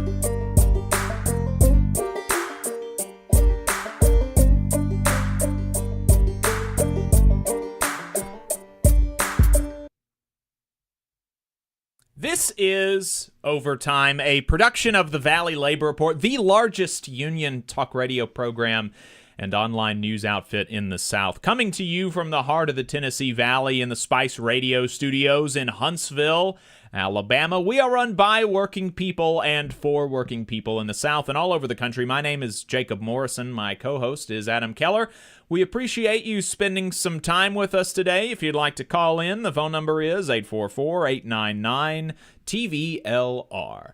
That is 844-899-8857. Appreciate everybody tuning in. We've got 30, 40 people watching us on the YouTube. Only 31 likes. Go ahead and like and subscribe to the stream if you haven't yet. Let's see. Let's take a look at the chat. Haven't been looking at the chat very much today. Jose says, Means TV is great. Love watching Means Morning News. I think that's a regular for Adam as well. Absolutely, yeah. If you're in the market for a, pretty short, 15, 20-minute, typically, daily news show. I say daily. It's not necessarily every day, but, several days a week. Just a really good rundown of the news from, a very solid analytical perspective. And so, yeah, that's something I always recommend to folks, rather than waste your time with some of the mainstream media. Tune into Means Morning News. Yeah. Check it out. 20 minutes and you'll get a good overview of what's going on. And you can support worker-owned media, which is really cool. And you can get 20% off with promo code TVLR. Palace Real says, glad to have the holiday off. This is a great way to start my 3-day weekend. Glad to start it off with you. Steve says, I always lean towards documentaries when wanting to show union movies. Norma Ray and Matewan, even in dubious battle, they're still fiction. Harlan County, USA is on YouTube. People were still dying to support unions even in the 70s. Yeah. Harlan County, USA is a must-watch. Yes. If you have not seen it, it is excellent. It is one of the best documentaries I've probably ever watched about any subject. It's very powerful. The story of coal miners in Kentucky organizing in the 70s. There's also, in the backdrop, internal battles within the UMWA around, reform, democratic reform. So there's just a lot to it. Very, very fascinating film. Any unionist who hasn't seen it, definitely check it out. Harlan County, USA. Gus says the UE features prominently in a large portion of Fragile Juggernaut, a podcast series on the history of the CIO. That's a really great podcast. And then Gus also says, rumor has it the UE might have a local in Portland soon. That would be very cool. Fragile Juggernaut is a really good series alongside Organized the Unorganized. Mm-hmm. They both came out kind of around the same time. One by Haymarket, the other by Jacobin. Yeah, covering some of the same material, but with some different voices, different historians and other folks involved. Definitely recommend both of those podcasts. Great history about the 1930s upsurge, as well as sort of the background of what went into that, along with some of the aftermath and the decline of labor. Steve says that Bill mentioned TVLR in his workshop the other night. Very cool. I didn't know that Bill was doing a workshop the other night. Yeah. Glad that he mentioned us. Yeah, Bill Berry, great labor educator out there. He's always doing workshops online. Regularly see that typically through Labor's Bookstore, which is another good resource if you're not familiar with it. Labor's Bookstore, it is what it sounds like. There's plenty of labor books you can get, including like really reasonably priced Welcome to the Union pamphlets that I have been stocking up on. But also they offer all sorts of training online. Bill Berry is one of the brothers doing that. Trainings on arbitration, getting a first contract, all sorts of things. So Labor's Bookstore, another good resource for folks to check out. Quirky Geek Girl says the Canada postal strike is on a no overtime for now, but a work stoppage could still happen. And said they were forced back to work because it was Christmas and the negotiations would continue in May. That's crazy. They've been without a contract for almost a year because negotiations keep getting extended. Yeah, that's insane. Terrible. All solidarity with the Canadian postal workers. Let's get to the phones. We got a couple of folks on the line. If you want to get where they are, you can call in 844-899-TVLR. The first in line is from a 617 area code. 617 area code. What's your name? Where are you calling from? Hey, this is John Murphy. I'm calling from Naples, Florida. John from Florida. What's on your mind? Hey, I just want to give a quick shout out real quick to the Boston Build a Fighting NELC chapter. July 6th, they're doing a public screening of Matt Wan film.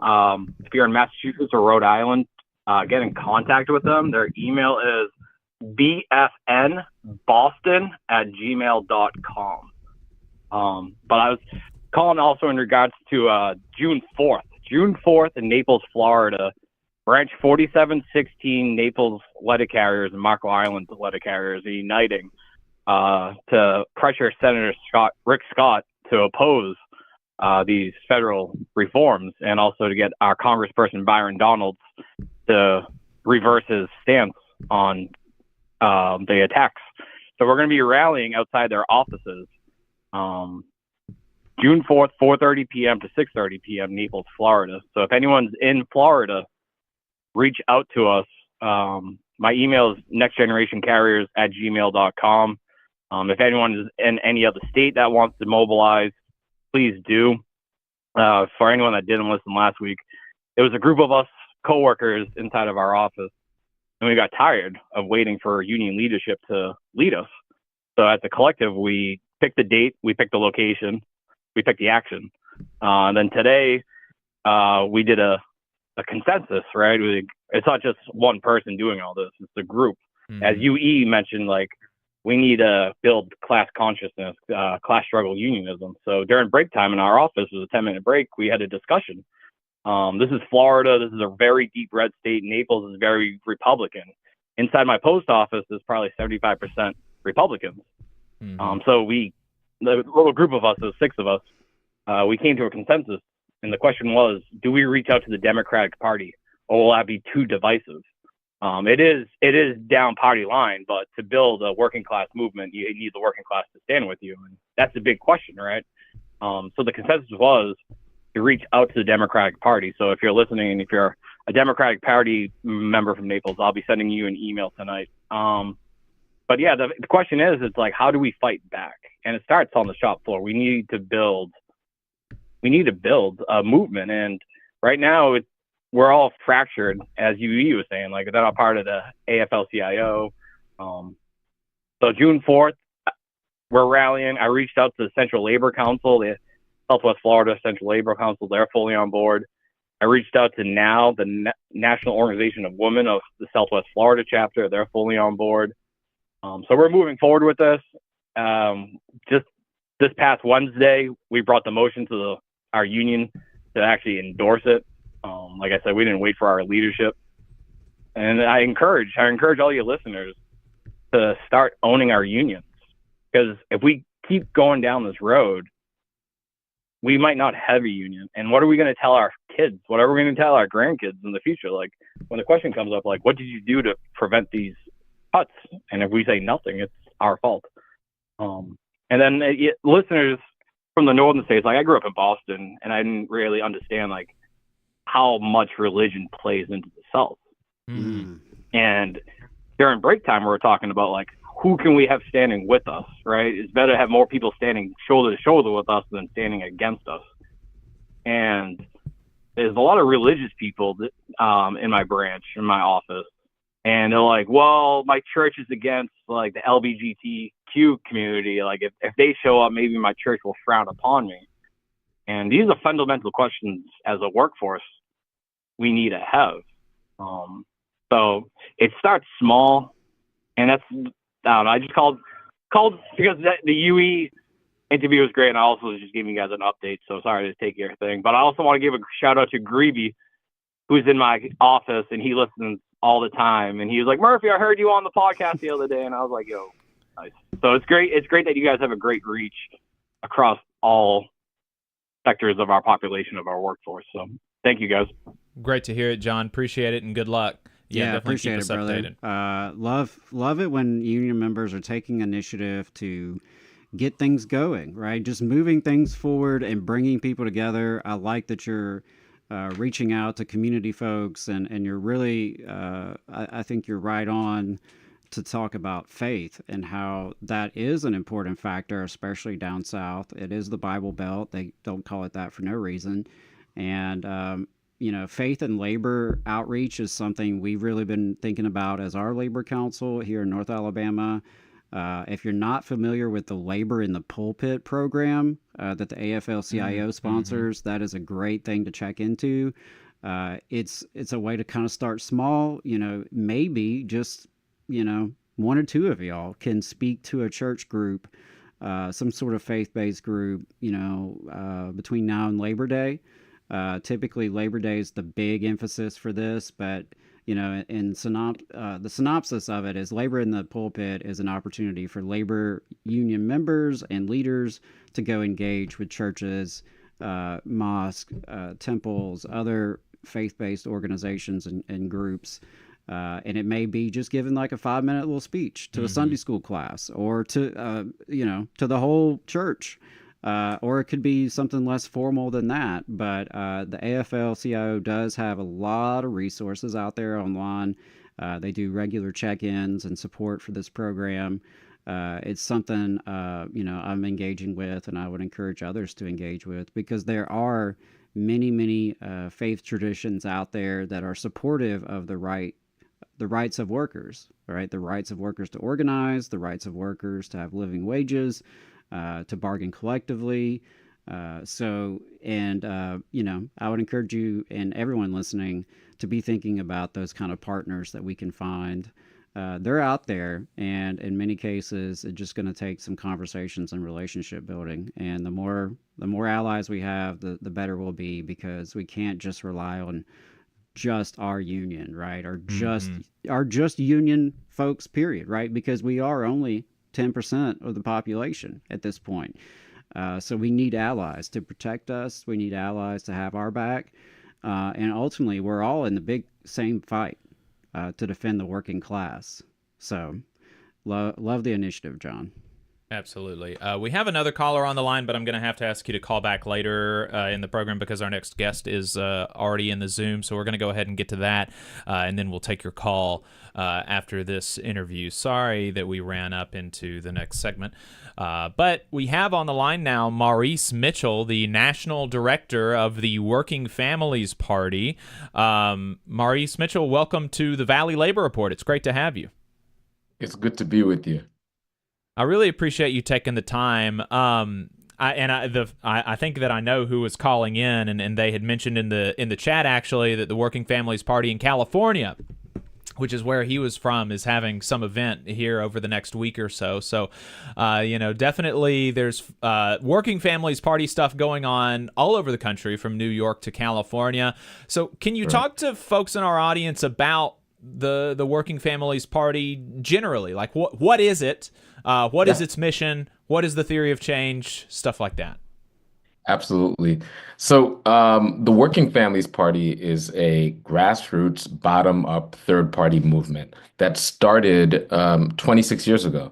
And it started as a coalition of labor and community coming together at a time when the Democratic Party had really taken a shift towards Wall Street, a significant shift towards Wall Street. And if people want to go back in a time machine and think about what's happening then, it's the Clinton era, right? Bill Clinton is the president. He's somebody who supported NAFTA. They also passed, quote unquote, welfare reform, which made it a lot harder for working people who needed those services to access those services. They passed the '94 crime bill, which in retrospect has really led to this massive sort of wave of incarceration and hyper-incarceration and over-policing in a lot of our communities.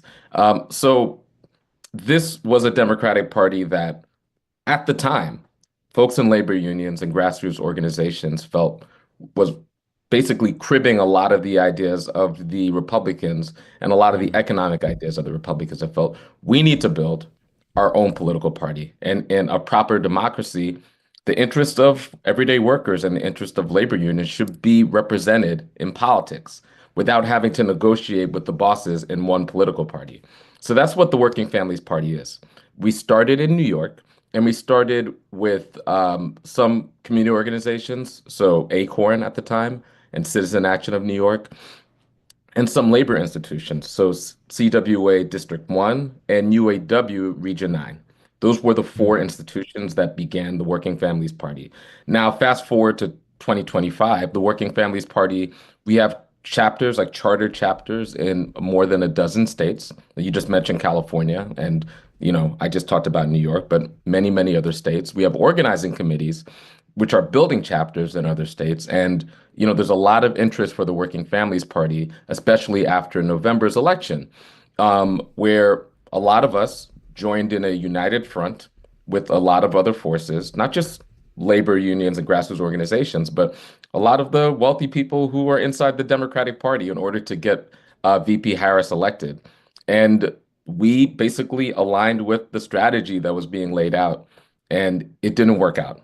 So people are looking for a new strategy. People are looking for grassroots leadership and looking for political institutions that are independent, where there might be a lot of different ideas, a lot of different opinions, but you don't have to share a political party with the actual bosses and with the billionaires. And so we recruit candidates, especially on the hyper-local level. We endorse close to 1,000 candidates every election cycle. We recruit people like labor organizers. We recruit people like educators, like homemakers, people who don't come from the networks, the money networks that generally allow people to run for office. We recruit everyday people because we believe, and it's a crazy idea, that in a democracy, the people should really govern, not corporations, not billionaires, not billionaire, dark money projects or, entities like the Heritage Foundation.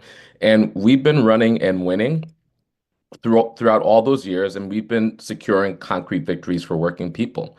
The last thing I'll say is, we're not just trying to get people elected. We really believe in governing, right? Once you get elected, we want to make sure that you are now standing up for and accountable to working people and delivering for them. So we work really hard to get people into state legislatures, to get people into city councils, to get people in position where they could pass legislation that challenges the interest of these Uber corporations and sticks up for working people. I'll give one example just to bring that home.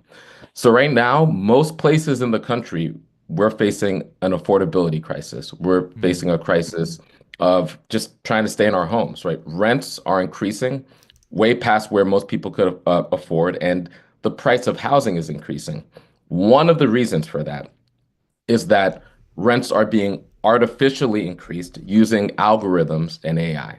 So in a city like Philadelphia, where we have independent working families, city council people, and they are part of a coalition of labor unions and grassroots organizations and activists, we were able to pass groundbreaking legislation that outlawed the algorithmic sort of increasing of rent by not by any human, but by these AI machines artificially increasing rent to only benefit the corporations. That's outlawed in Philadelphia. It's one of the reasons why in that big bill that they passed in Congress, they're attempting to outlaw anybody on the local or state level to be able to regulate the AI industry at all. Why are they doing that? Because they want to prevent working people from standing up for themselves and governing on the grassroots level. So that's what we're about. And that's like a concrete example of what we can deliver.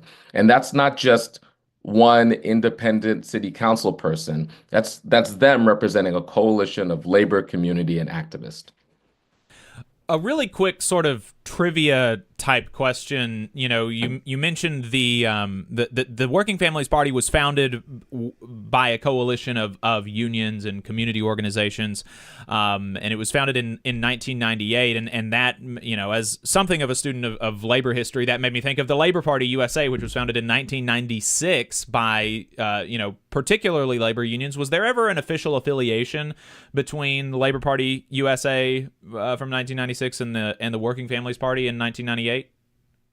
So I don't know the official relationship, but I do know that many of the people involved there's overlaps in people involved in both of those efforts.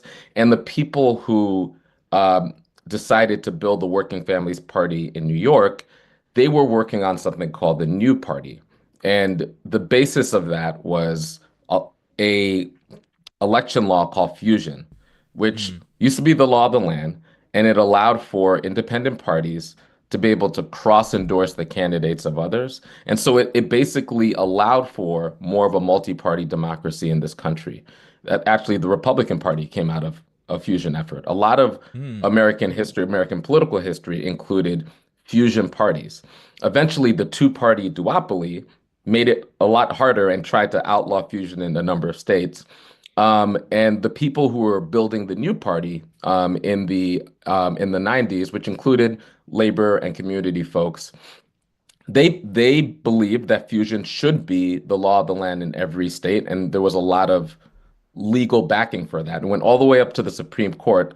The Supreme Court voted against that and said that no, fusion cannot be the law in every state, but it can be law in the states where it's permitted. And that was, at the time, New York, which is why all those folks who were working on that project nationally focused on New York. And since then, fusion has been legalized in Connecticut, and a form of fusion is legal in Oregon. And there's currently some lawsuits. There's a lawsuit in New Jersey and in Kansas trying to prove that fusion should be legal in those states. So there's an effort to expand fusion, which is gaining a lot of energy now because people are recognizing what a barrier to democracy and a barrier to delivering for working people the two-party duopoly really is, and how enshrined in election law the two-party duopoly is. It's not just the reason that we have a rigid two-party system isn't just because people haven't tried to build a third party. It's because of all the structural barriers. And so there's people at the Working Families Party and elsewhere that are trying to dismantle those structural barriers so that more third-party expression could actually happen in a way where we can win. So, like Ross Perot, like to go back in history, he ran a third-party effort and during the 90s, and he had a lot of money, right? He was a billionaire. He could self-fund. He got to 19%. So that lets us know, for us, if we want to be serious about third-party politics, it's not going to be through having a charismatic character run for president and think that somehow we could just be able to avoid the spoiler dilemma that they've set up for us.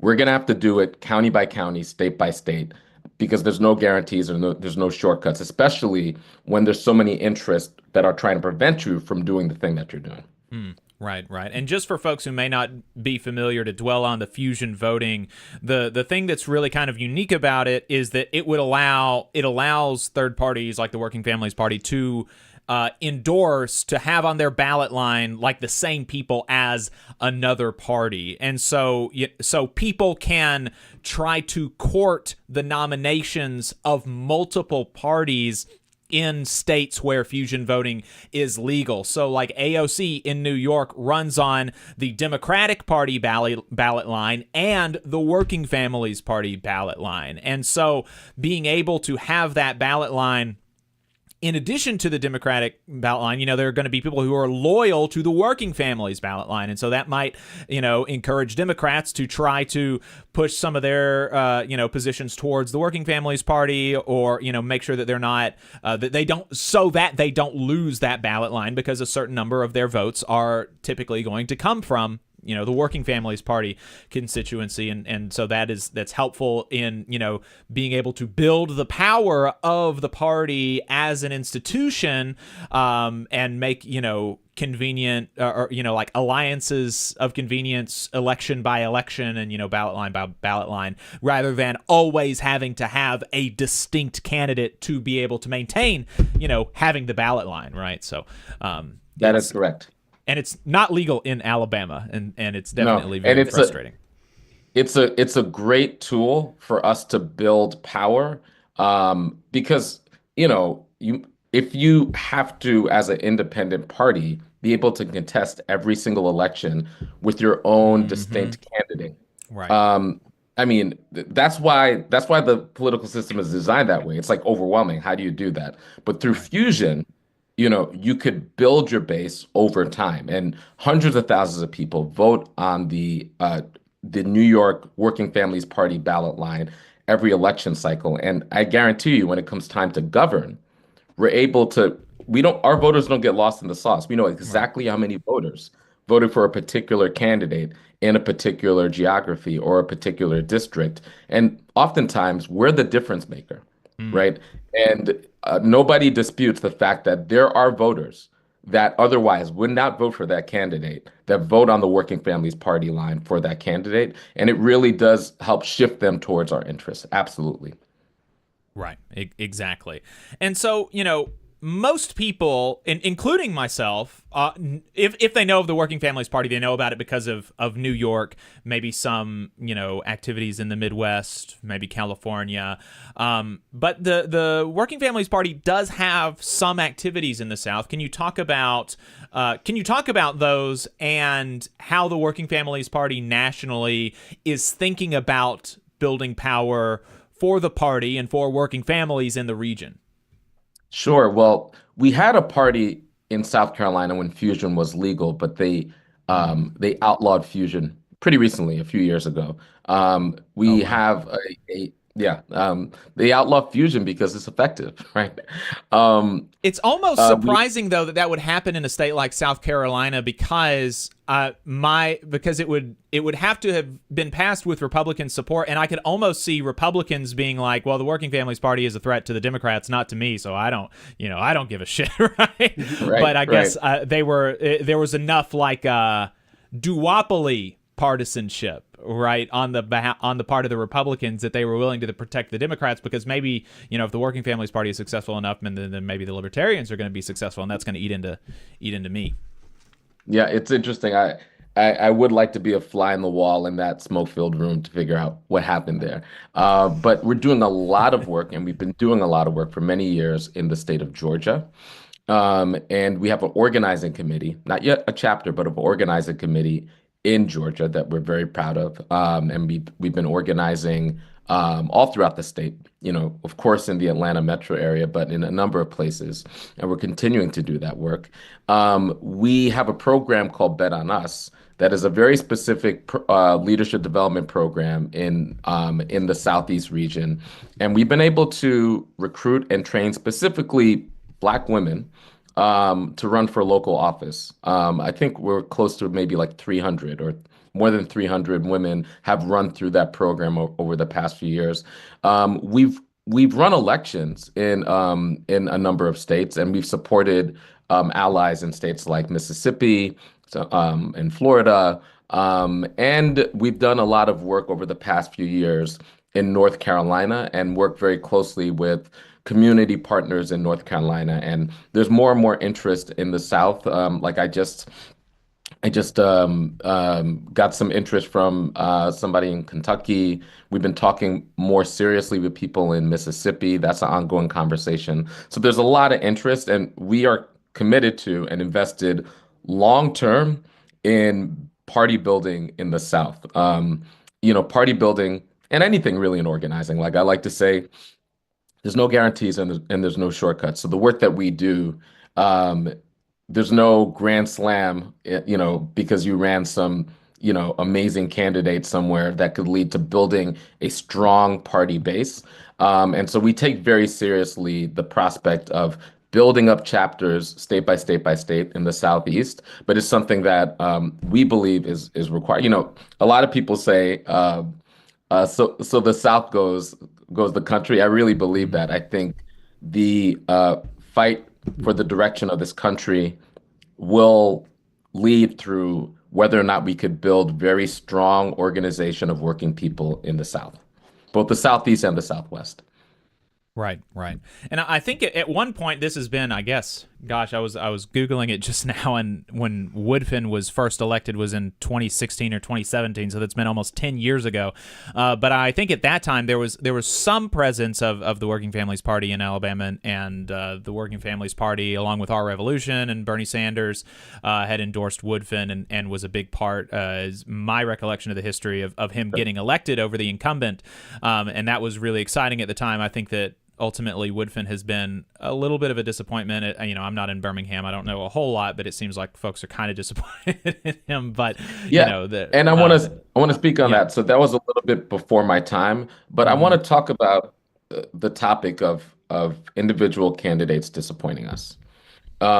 because I always try to think about organization and the structures and movement and organization that we need to build versus individuals. I think the individual behavior is a symptom, right? So if you see people that we believe in get into elected office, and then when they're in office, we feel disappointed about the decisions that we make.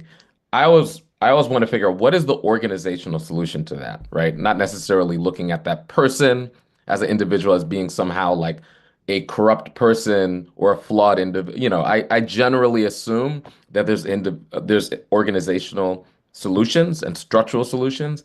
And I think what we've learned is that, look, like I get disappointed. I love my family. I love my brother. I get disappointed by him sometimes. He gets disappointed by me. We will be disappointed by individual politicians, even the ones we love the most. How are we creating the structures to support them, right? And hold them. And when I say hold them accountable, I don't just mean punitively, right? Because accountability is carrots and sticks. Accountability, like when I wake, like I have I try to work out.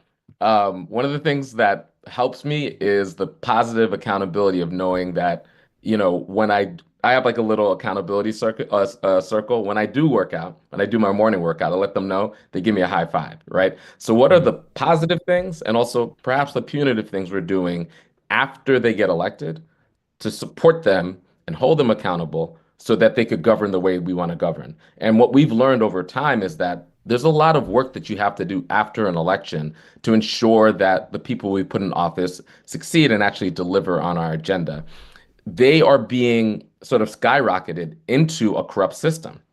And so the system, the system, that organization, the organization of the bosses of capital, of the corporations, is one of the reasons why they often feel like they quote unquote have to make decisions that we might disagree with. And so we need to build the grassroots system so that they could feel like, quote unquote, feel like they have to align with us. And that is the organizational work that I think we think a lot about when we think about not just electing people, but governing. I think that's a really great segue into what I want to ask about next. And I had originally thought about wanting to ask you, like, just specifically for reactions to some of the news stuff. But I want to maybe go a little bit more abstract with it, because I think that this is really important for progressives, unionists, folks who want to beat Republicans.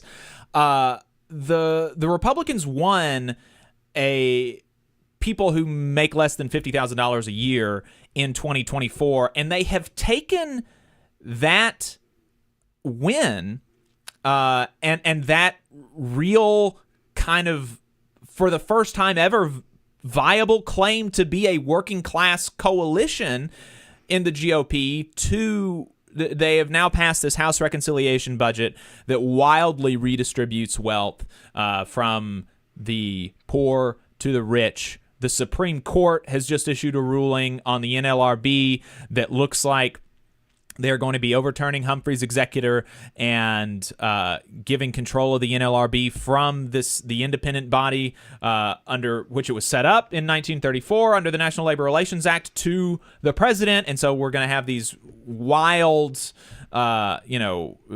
vacillations between presidencies on the NLRB, the Merit Systems Protections Board, civil service protections for federal employees, potentially going out the window. The Consumer Financial Protection Bureau, 90% of the staff who protect people from the fraudsters on Wall Street have been fired. The attacks on the National Institute of Occupational Safety and Health, the Occupational Safety and Health Administration, the Mine Safety and Health Administration, all of these attacks on institutions that these attacks on the pocketbooks of working people, on the institutions that protect working people from bosses, and all on the back of a working class coalition that brought them to power.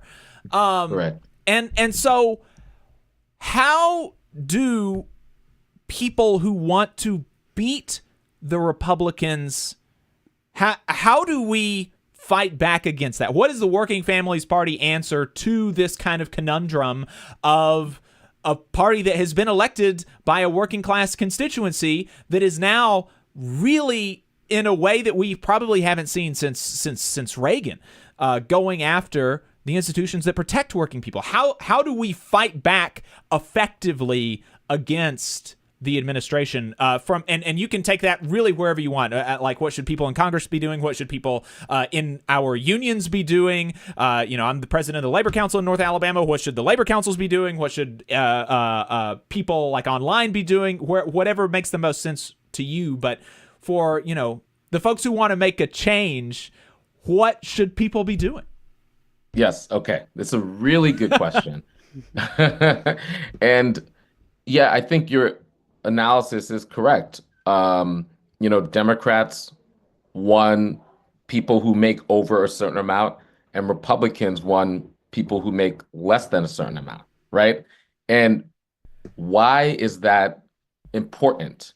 Well, because actually, if you go back to, I was born in 1979, right? So when you go back to when I was coming up, it was actually true that when most people thought about the Democratic Party, they were like, yeah, it's the party of everyday people, and the Republican Party is the party of the country club people. And if you look at voting trends, it actually reflected that. Like a lot of working people in a lot of places, that even places we call Trump country now, would vote for the Democrats because of that vague understanding. And over the past few decades, we have shifted so dramatically. Like in the political science, they call it class de-alignment. But basically, it's where working people are either dropping out of politics or migrating from the Democratic Party coalition over to the Republicans. It's not just concerning. If nothing is done about that trend, then we're not going to have any nice things anymore. And we've been raising the alarm at the Working Families Party for years about the fact that the Democrats should not just take working people for granted and have to deliver for working people, or we will get to the place that we're at. So we're here now, right? And winning is always better than losing. But one benefit of a loss is that it sobers you. So let's take advantage of this sobering, humbling reality that this is like unmasked sort of oligarchy, unmasked rule of the bosses, unmasked rule of the billionaires. And they told a story, a compelling story to working people. And so much of the story that they told, I agree with. The fact that a set of elites, political elites and economic elites, had rigged the game to benefit them, their families, their political interest and their economic interest, and have basically perpetrated a multi-trillion-dollar transfer of wealth from everyday people to them over the decades. That's what happened. And it was Republicans and Democrats involved in that. Trump and MAGA basically articulate that pretty well. And they say, believe your eyes, believe your ears. If you feel like this economy isn't working for you, it's because it isn't working for you. It's because those elites. They articulate that pretty well. And I think their ability to articulate that is one of the reasons why so many working people are like, that makes a lot of sense. And I want immediate relief. And I don't just want marginal relief. I want something dramatic that will transform these conditions, because this is not working for me. And Trump felt, and MAGA feels like a dramatic change. It's true, it's a dramatic change, but not in the direction of working people. A dramatic change in the direction of the people who bankroll MAGA. It's false populism. And it's something that happens all over the world. This false sort of right-wing oligarch populism that appeals to the reality that things aren't working for everyday people. So now, what do? What we need to do is to build a movement. And this is what I would say for everyday people listening to this and all the labor unions listening to this. You have to develop an identity, a political identity outside of the Democratic Party. And that political identity needs to lead our politics in general, the Democratic Party, whatever, towards a direction that insist on facing working people, right? And insist on having it be an easy choice. If it's a choice between the bosses and workers on a strike line, it's always the workers. If it's a choice between renters and tenants or the landlords, it's always the renters and tenants. if it's a choice between regular people and billionaires, even the nice liberal billionaires, it's always regular people consistently.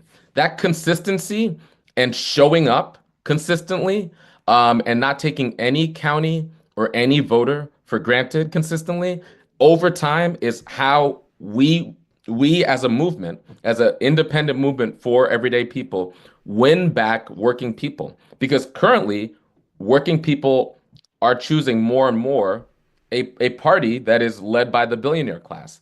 And that's not going to change if we don't change. I know what MAGA's doing. I know what they're going to do. I know what they intend on doing. And we should talk about that. But sometimes people just obsess on narrating the train wreck, right? I know what the centrists inside of the Democratic Party are going to do, what they intend to do. I don't begrudge them.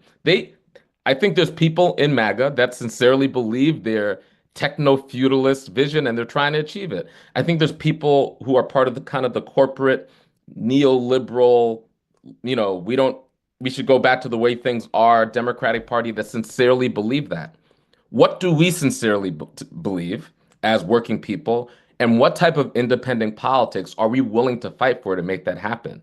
And that means we need to make a strategic break from the MAGA folks and from that kind of center left, center right, let's just get back to the way things are, and focus like a laser on the interest of the bottom half of the economy. It's crazy. It's like 60%. They just showed this.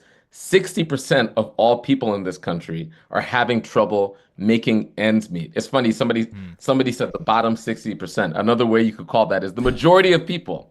And if in this moment, when the majority of people can't make ends meet, and the Republican Party has been taken over by really like cartoon villain level wealthy and destructive people, this is the biggest opening for a working people's bottom up type of politics you can imagine. But it's going to require some hard choices and consistency, a level of discipline where we always face working people. We don't face the activist class. We don't face some of the internal politics of our organizations, and God bless our organizations, but sometimes we could get like sucked into the internal politics of a few hundred, a few thousand sort of people in the managerial class of a labor union or an organization. We have to face the working class and deliver for the working class.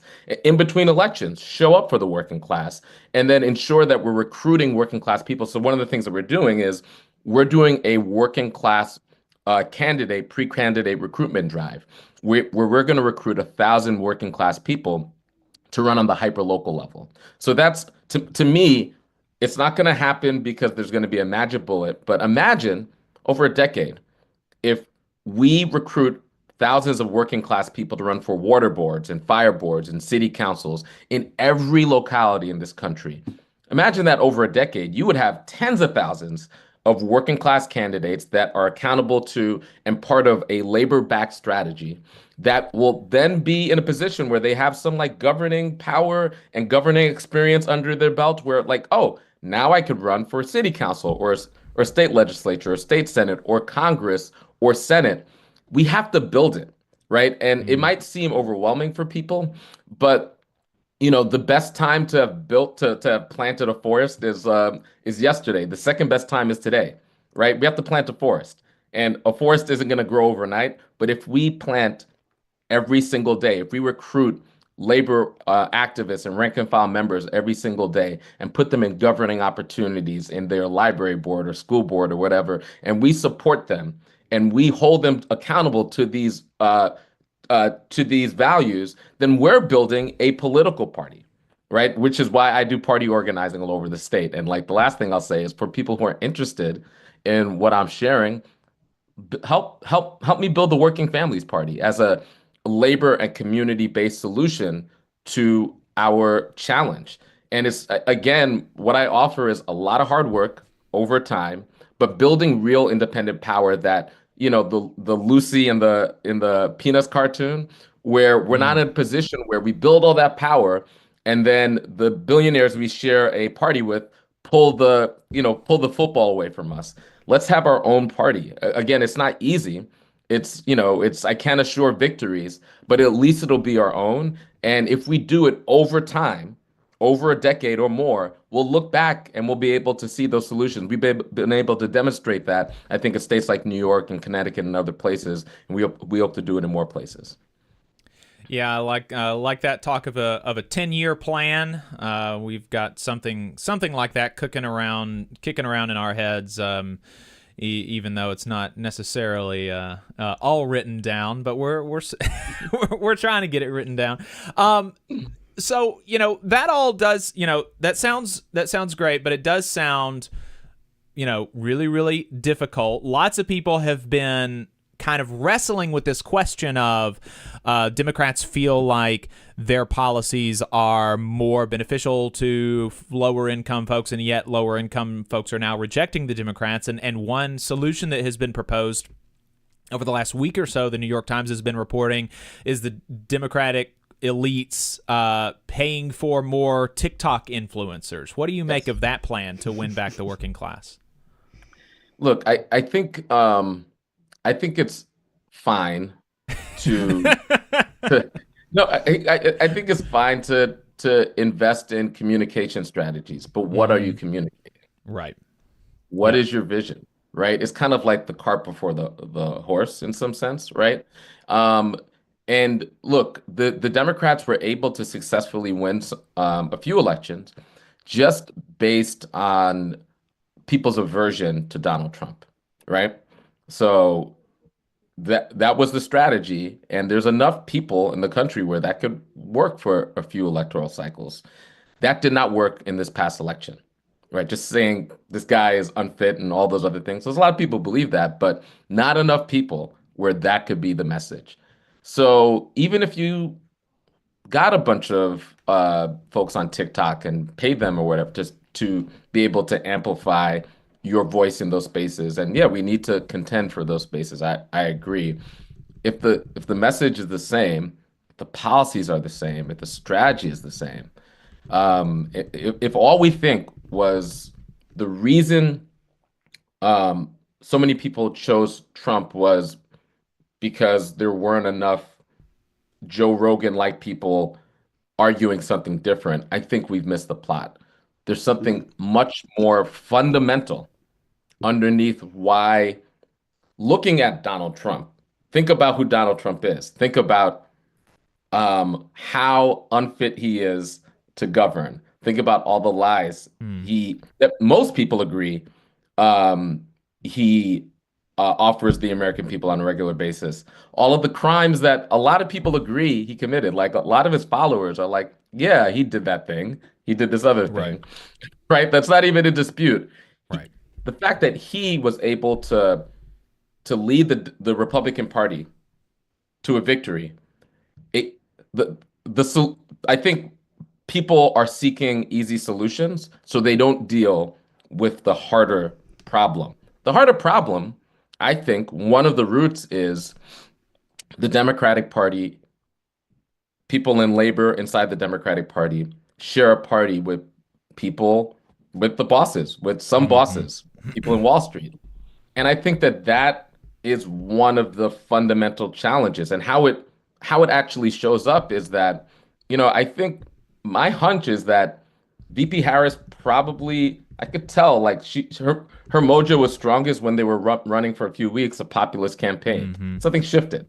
Right. Some decisions were made, right, where it's like, well, let's not tell the whole truth. Let's not actually call out who's causing these problems. We'll talk about the problem. We'll talk about problems of affordability, but we won't actually name names. We won't call out Albertson in order to tell a story about why grocery prices are so expensive and the work that the Biden administration actually did to prevent that corporate consolidation on the level of the groceries of the grocery stores. We won't actually call out individual people, families, and paint a picture for the working people about how we got here, right? I think that was a mistake. Would that have changed everything? I don't know. I don't know if trying to seal the deal by campaigning with Liz Cheney in the final weeks was where the energy should have been. I'm not even saying it was. I'm not even saying it was wrong to appeal to people on the right. I'm just saying, in the final weeks, was it the best strategy to make that the final argument? I would have gone a different way. You know, we're all like Monday morning quarterbacking, but the point I'm making is what I'm describing is the challenge of sharing a party with those folks. And I think we need to, now that it's clear that we, the pro-democracy forces, the Democratic Party, are losing everyday working class people. We need to decide that that is the fundamental problem, losing everyday working class people. And what would it look like if we just radically chose to face the working class every single day, to show up for the working class every single day? And yes, a piece of it is the policy. And I think, hands down, the policies of the Biden administration, when you look at them policy by policy, benefited labor unions in very significant ways, like the Biden NLRB, which is why they're trying to dismantle it, the most pro-labor NLRB in recent history. The fact that he joined a strike line. I mean, there's a lot of things, but both policy and sort of politics. And the fact that working people, not enough working people, some, but not enough, felt it, I think speaks to a muddled politics that involves kind of like weaving together these different interest groups in a way that is incoherent. We need a coherent pro-working people agenda, politics, communications, message, story. And I think if we do that and then deliver that and show that consistently, I think we'll be able to, over time, not in one election cycle, over time, regain the trust of working people. Because the difference between the right-wing populist and true populism is that it actually shows up and it actually delivers for working people. This fake populism, right, will hurt working people, right? The bill that they just passed, I mean, it's an incredible transfer of resources from all of us towards the wealthy, right? If we could decide that actually the Bernie wing of the Democratic Party, that faction, maybe they had a point. The Elizabeth Warren wing, the AOC wing, maybe they have a point. And all right, we tried it the other way. Let's actually use all the power we have to always tell the story about how we're showing up for the bottom. It's like the majority of people now. It's like, it's not even the bottom half. You know, in Mexico, they have a slogan that translates to all of us, but first the poor, right? Like, if we could just say, like, look, this is a party for people who get up and work for a living. That's who we are. And then in every single way, run all of our decisions through that prism. Who we choose as candidates, who we choose as messengers, what our story is, the policies we choose, who are willing to fight inside of the coalition, who are willing to fight for inside of the coalition. Over time, right? There's no shortcuts. I think we could take a U-turn in the right direction. Right. Yeah, I think that what you're centering on is the importance of the message rather than, the amplification of a message. You can get you can go a certain length just by putting any message out there and putting a lot of money behind it, and you'll get a lot of people to kind of buy into it, but you're not going to be able to really build a strong working class movement unless that message is centered on, the needs of working people. And that's something that Faz Shakur mentioned in his article in the New Republic, and this was a really good couple of paragraphs that I want to quote from. He said, "If I tell a leading Democratic strategist that I want to make an ad about 3 global asset management companies that would help explain how they're profiting off of the lives of working people, here's what I would expect to hear in response. People don't know what asset managers are. That's too complicated of a topic. We need the financial industry's donations and support, so this is counterproductive." I could go on. This This exact video about BlackRock and other asset managers is currently the most watched video on More Perfect Union's YouTube page, with 6.6 million views and counting, and finding great appeal with Trump voters. And it's not an anomaly for us. We are one of the fastest growing digital media companies since the launch of Vox, and at a moment when there's a lot of ink being spilled about the right model for growing Democratic voting base and winning back working class Americans with compelling information, we think more funders and outlets could stand to learn from an approach that is already working and speaking to people beyond their politically polarized views. And I think that's, what they're doing over there is really powerful, and I think that kind of speaks to what you were saying. So that's right. And that last piece, we have to get over and around the polarization. Mm-hmm. Just got to meet people where they're at, very, very humbly. And I think that means a lot of listening as well, right? Because it's a very hyper-polarized society. There's a lot of working people that the right wing has not gotten to yet, and has not convinced that they should be part of their agenda. And way too many of those working people live in places that aren't considered battlegrounds, right? And so because they're not part of battlegrounds, easily flippable congressional districts or states, those working people get ignored. And I think that's a critical mistake. Some of it is just showing up and listening, showing up with integrity, and engaging with people where they're at culturally and where they're at in terms of their identity. And everybody isn't part of the us versus them team sport identity of partisan politics. And so we got a lot of work to do to meet people where they actually are. Maurice Mitchell, National Director of the Working Families Party, thank you so much for taking the time to talk to us. I appreciate it. Thanks for having me. Absolutely. All right, folks, there you go. Maurice Mitchell, National Director of the Working Families Party. Really enjoyed that conversation. Thought it was really good. Yeah, there's a couple things I wanted to add just to bookend that conversation. Something he said that really resonated was about sharing a party with your bosses, and being in the same party with your class enemies. And the Bible says no one can serve two masters. You can't serve both God and mammon, right? And I think that is something we have to wrestle with. Why would we expect a party with our class enemies to represent our class interest?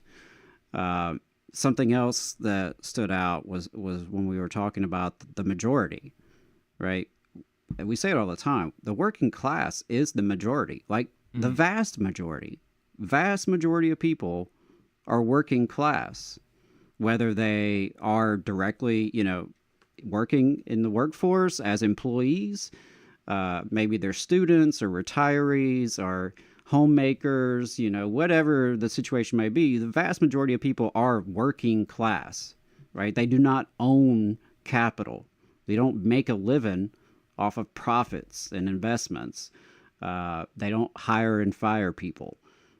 Vast majority of us. And as he said, over 60% are struggling. They're living paycheck to paycheck. So that is the big conundrum.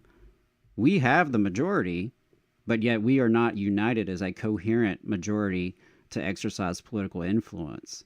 So that is the big question. And then, something else he mentioned, which is that there at the end, that there are plenty of working folks who have not been captured by, the reactionary ideology. In Alabama in 2022, just as we'll have statewide elections in 2026, all the offices in the state government were up for election, basically. From the governor down to the entire state legislature, majority of the state school board, certainly plenty of local elections at the time as well. But, the entire state government was up for election in 2022. Over 60% of Alabamians did not participate. Right, so Governor Kay Ivey, the Republican who won a landslide. But when you look at it, only 25% of Alabamians actually voted for her, right? 1 in 4. not the 60+% that you see just from looking at the election results. When you dig in a little deeper, you see that many, if not a majority, of working class people are actually disengaged from politics. And, it's understandable why. There's lots of reasons why.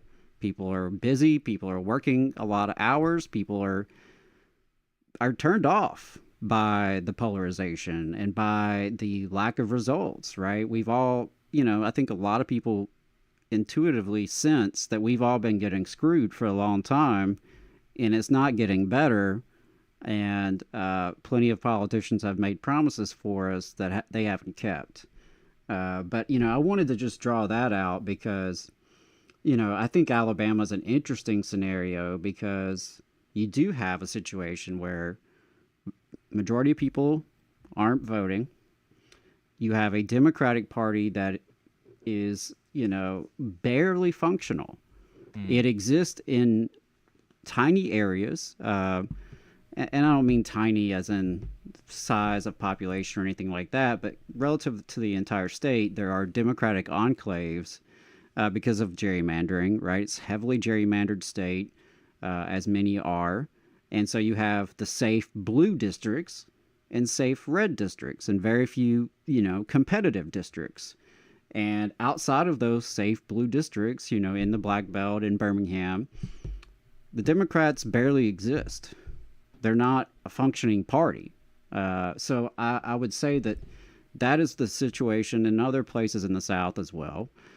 And so there's a lot of people who are wondering, what do I do right now? How do we fight back against these attacks on the working class?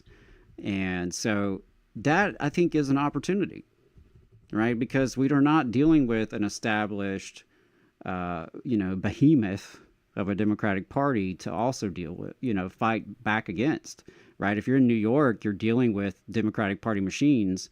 We have Democratic Party machines down here in Alabama, but, it doesn't really have the vast reach of statewide influence. Democrats are lucky to get over 40% in a statewide election down here. And I say all that to say, it seems to me that there are opportunities for working people to come together and build independent political power. Now, whether you run as an independent or run on the Democratic ballot line, or hell, run as a Republican on their ballot line, the goal should really be for working people to come together and build a coherent political bloc.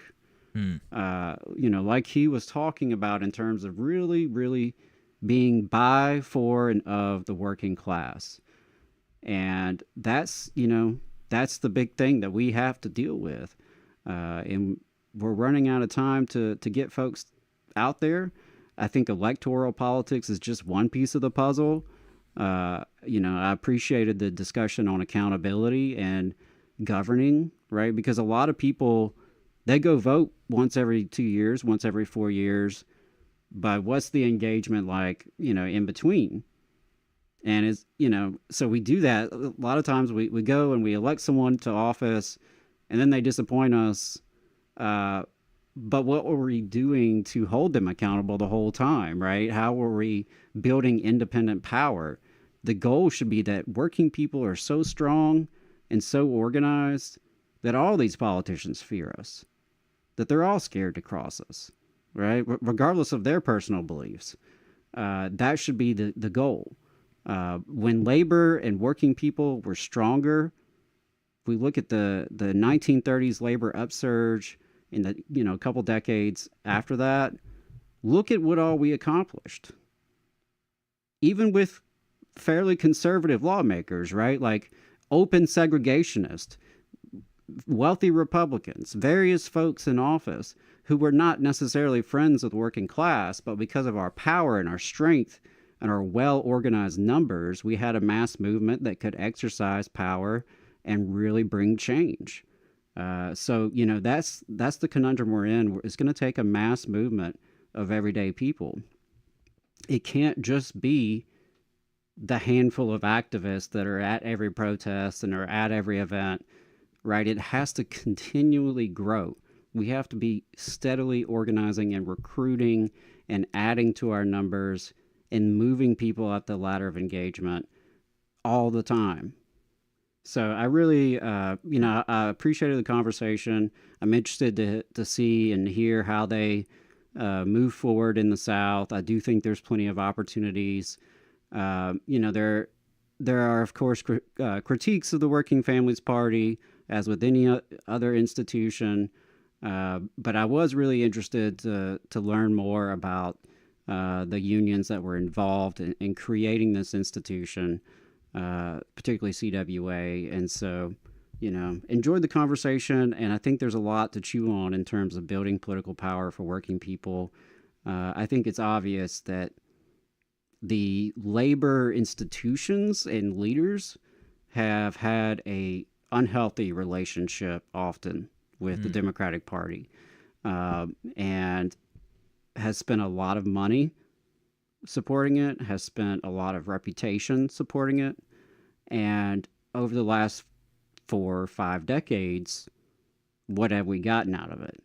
Not enough. Clearly not enough.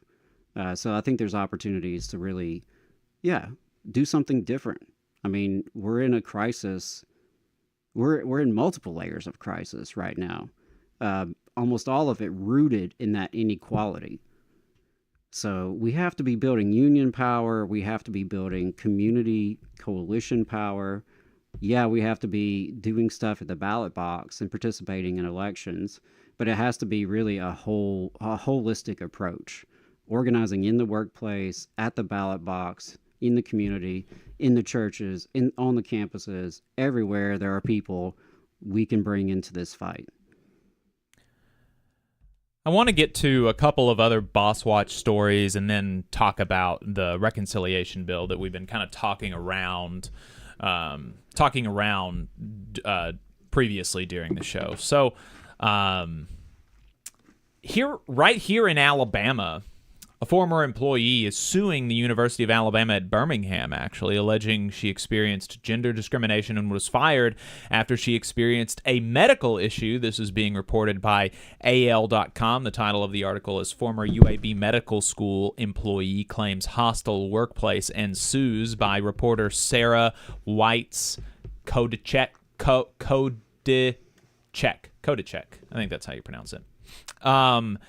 So the employee, Mitzi Pitzing, a former program director, filed a federal lawsuit against UAB in October of 2024, alleging that she qualified for medical leave and protections under the Family and Medical Leave Act, but was not allowed to use all of her benefits. The lawsuit states that defendant's intentional retaliation against plaintiff for exercising her right under the FMLA resulted in the termination of her employment. Pitzing says she received positive work evaluations and was repeatedly promoted. She began working for the medical school in 2014 and had previously worked other roles across the University of Alabama system. Ms. Pitzing worked diligently through several personal medical crises and put up with disparaging comments about her wife, the suit said. Her allegations against the school focus on her former boss, Dr. Jean Ann Larson, then an associate dean at the School of Medicine. She claimed that in 2019 she was asked to work from her hospital bed. Pitzing also claimed that she hurt her back at work in 2023 and was required to attend work events despite being told by a doctor to stay home. The suit claims she was fired later in 2023 as retaliation, an allegation the university denies. Then over in Kentucky, the U.S. Department of Labor has recovered more than $207,000 in back wages and damages for 157 workers after finding a Michigan-based electrical services contractor failed to pay proper overtime rates to workers at job sites in Arizona and Kentucky. Investigators with the department's Wage and Hour Division found that MJ Electric LLC did not include non-discretionary bonuses in employees' regular rate of pay when calculating overtime pay, which is a violation of the Fair Labor Standards Act. The investigation initially revealed the overtime violation at the Tennessee Valley Authority's Paradise Simple Cycle project in Drakesboro, Kentucky. The investigation was expanded after similar violations were found at an MJ Electric project in Ehrenberg, Arizona. In addition to collecting the $207,000 in back wages and damages, the division assessed the company a $19,000 civil money penalty for repeated FLSA violations. In 2018, the department investigated MJ Electric and found the company violated federal law by not properly paying overtime on non-discretionary bonuses. Wage and Hour Division Acting District Director Wildal De Jesus in Louisville, Kentucky, said the U.S. Department of Labor is committed to holding employers accountable, especially when they deny employees their hard-earned wages. We urge employers who are unsure of their obligations to contact us for assistance to avoid compliance issues. Let's talk about this reconciliation bill. There's been a lot of discussion about it, and, it really is very clear that this is just a redistribution of wealth from working and poor people to the bosses, and it's very, very, very frustrating. And difficult, like we were talking to Maurice about, it's difficult to understand why there is not more reticence from the Republicans, given that this is going to hurt the people that voted for them. There's a clip on MSNBC evaluating some of the distributional effects of the bill that I wanted to share with y'all. Let's play this clip about the House budget. Let's turn to your second chart with the headline simple but stark and telling. Tax cuts for the wealthy, spending cuts for the poor. Yeah, Ali alluded to this as well, but let's put some numbers on this. If you're in the top 20% of Americans, you're going to get roughly a 3.7% increase in your after-tax income, really all from these tax cuts. But if you go all the way to the bottom and everything in between essentially leads you to the bottom, if you're in the bottom 20%, you actually lose $800. Why do you lose $800? You get a very small tax cut, and you get a very large cut in Medicaid and these other benefits that we were just talking about that affects the 20% disproportionately. So this is a highly regressive bill that essentially favors the wealthy, doesn't do much for the middle class, and hurts the poor.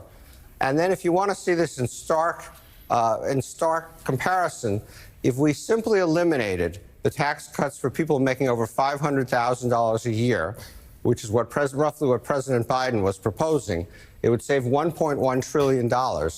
That happens to be just slightly more than the Medicaid cuts and the food stamps, or SNAP cuts, if you will, put together. So if we simply eliminated these tax cuts, we could eliminate these budget cuts on these poor people and end up, from a budget point of view, in the same place. That really is astounding. I mean, just to repeat that, among the many problems, and it's not the biggest problem that I have, by far, but among the many problems with this bill is that it does increase the deficit significantly.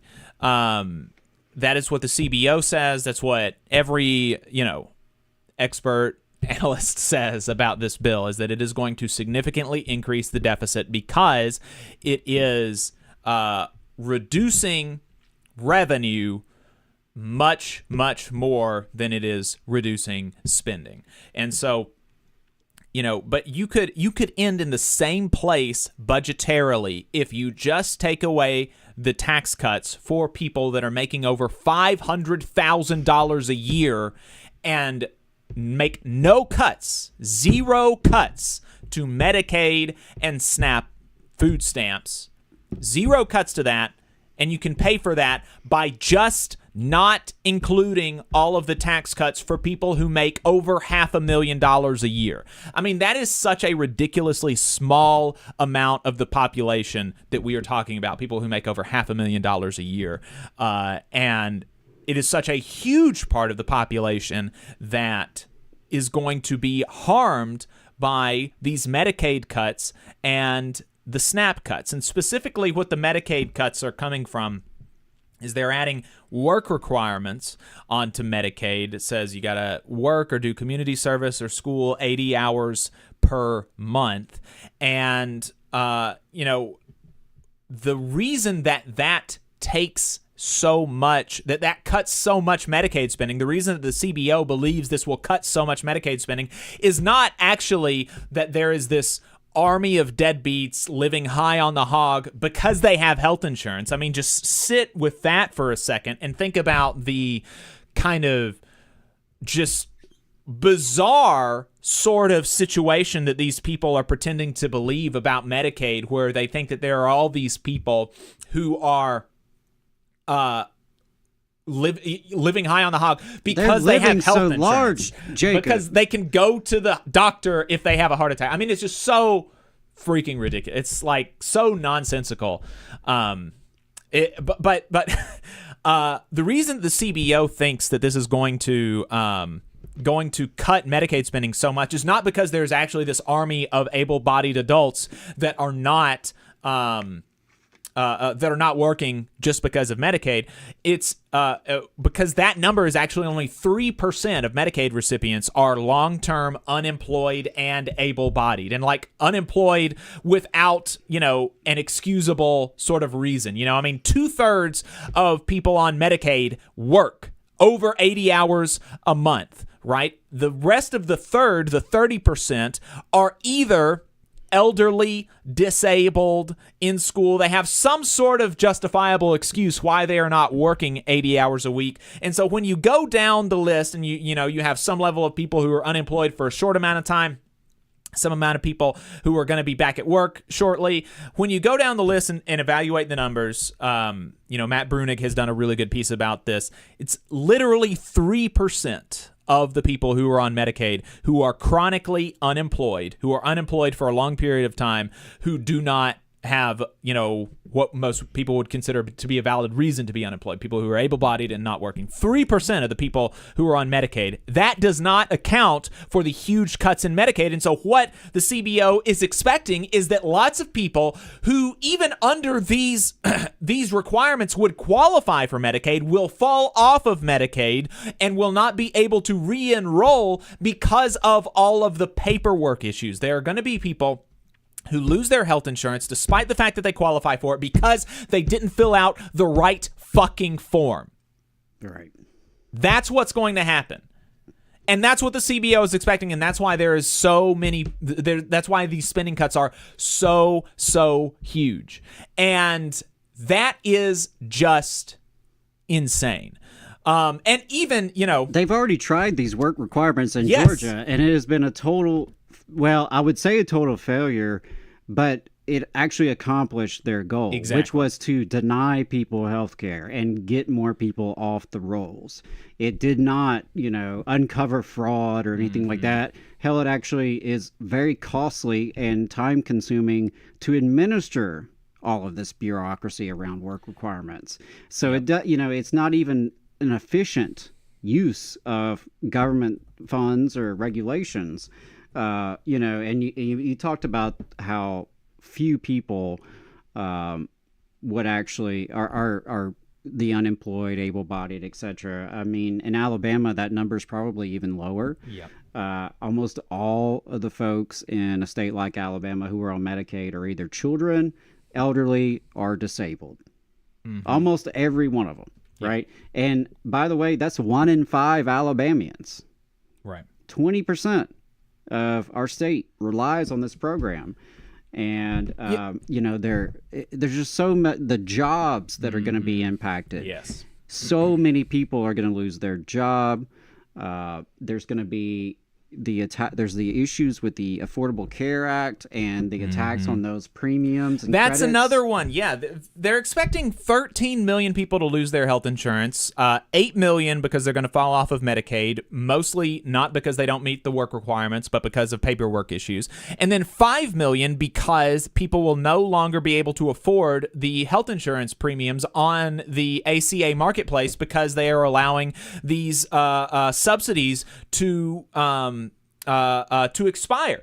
And I was listening to an interview with Washington Post columnist Catherine Rampell, and she talked about how she did reporting on, and it was on the Ezra Klein show, and the title was "What Trump's Big Beautiful Bill is Really Doing." The Ezra Klein show, you can find it on YouTube, and she said that she did a lot of reporting around Arkansas when they did work requirements, and she talked to this person who he was working. And again, like I just said, not because he was not working. He was working, he had a job, he was on Medicaid, but he didn't fill out the right fucking form, and he lost his health insurance, and he had COPD. He was not able to get his medicine, and so then he had a major health incident that was a result of him not having his COPD medicine, and he lost his job. And then she said that she just reconnected with this person like within the last 6 months or something, and he fucking died, this guy, because of these work requirements that forced him out of his job. And so that's what this is going to do on a huge scale, and it is really, really, wicked stuff. And like Adam talked about, it's going to be eliminating a lot of the clean energy tax credits. I mentioned 300,000 jobs across the South. 300,000 jobs across the South. Just a huge number of people who are going to lose their jobs from this, jobs that will not be created because of this. But then there's all sorts of like smaller stuff that was thrown in, like that AI thing that we talked about at the beginning of the show. And then this person, the Catherine Rampell from the Washington Post, she talked about some more of the cuts that are targeting immigrants or using immigrants to target other people, and it is really, really just crazy, the stuff that they're doing. Let's listen to this, where she's talking about the effects that this is going to have on children. There are other like random things in the bill that just seem to be bizarrely like, I don't know, exacting cruelty upon kids for no apparent reason. Like, again, this is really in the weeds, but already on Medicaid dollars, federal Medicaid dollars cannot be used to pay for undocumented people. Some states will use their own funds to provide health insurance to children regardless of immigration status. And the bill says, if you do that, if you use your own funds to pay for these kids, then we are going to strip away all of this other money. So it's like they're basically incentivizing states to take health insurance away from children. The child tax credit is another good example of this. Again, it's like buried in the bill. Probably very few people have realized it's in there. Even though they say they are making it more generous, they're making it more generous, but basically for higher income people, and they are taking it away from a lot of children. And the way that they're doing that is that they're saying if either of a child's parents doesn't have a social security number, the child is not eligible for the child tax credit. And this does not only affect kids who might have an undocumented parent, it also affects kids who might have one parent who's here legally too. Like if you're on a student visa, you generally can't get a social security number. So if you imagine like a U.S. citizen has a kid with, somebody who is in their grad school class, their child will not be eligible for the child tax credit, whereas in the past they would have been. And there's also a marriage penalty built into all of this too. Like if the parents in that example don't get married, then the U.S. citizen parent can claim the kid and get the credit. But if they get married, they lose it altogether. So there's like a bunch of like little things in the bill that just basically take a lot of resources away from kids, in some ways big and small, especially, children of immigrants, but not only children of immigrants. Cost shifting more of food stamps onto the states that will disproportionately hurt kids because kids make up a huge chunk of the food stamp receiving population. So there are a bunch of things like that. And I think that kind of gets lost in all of this. The AFL-CIO put out a statement about this yesterday. This is from Liz Schuler. She said, House Republican leaders passed this shameful bill in the middle of the night for one reason. They didn't want the American people to see the deep and harmful cuts they're imposing in the light of day.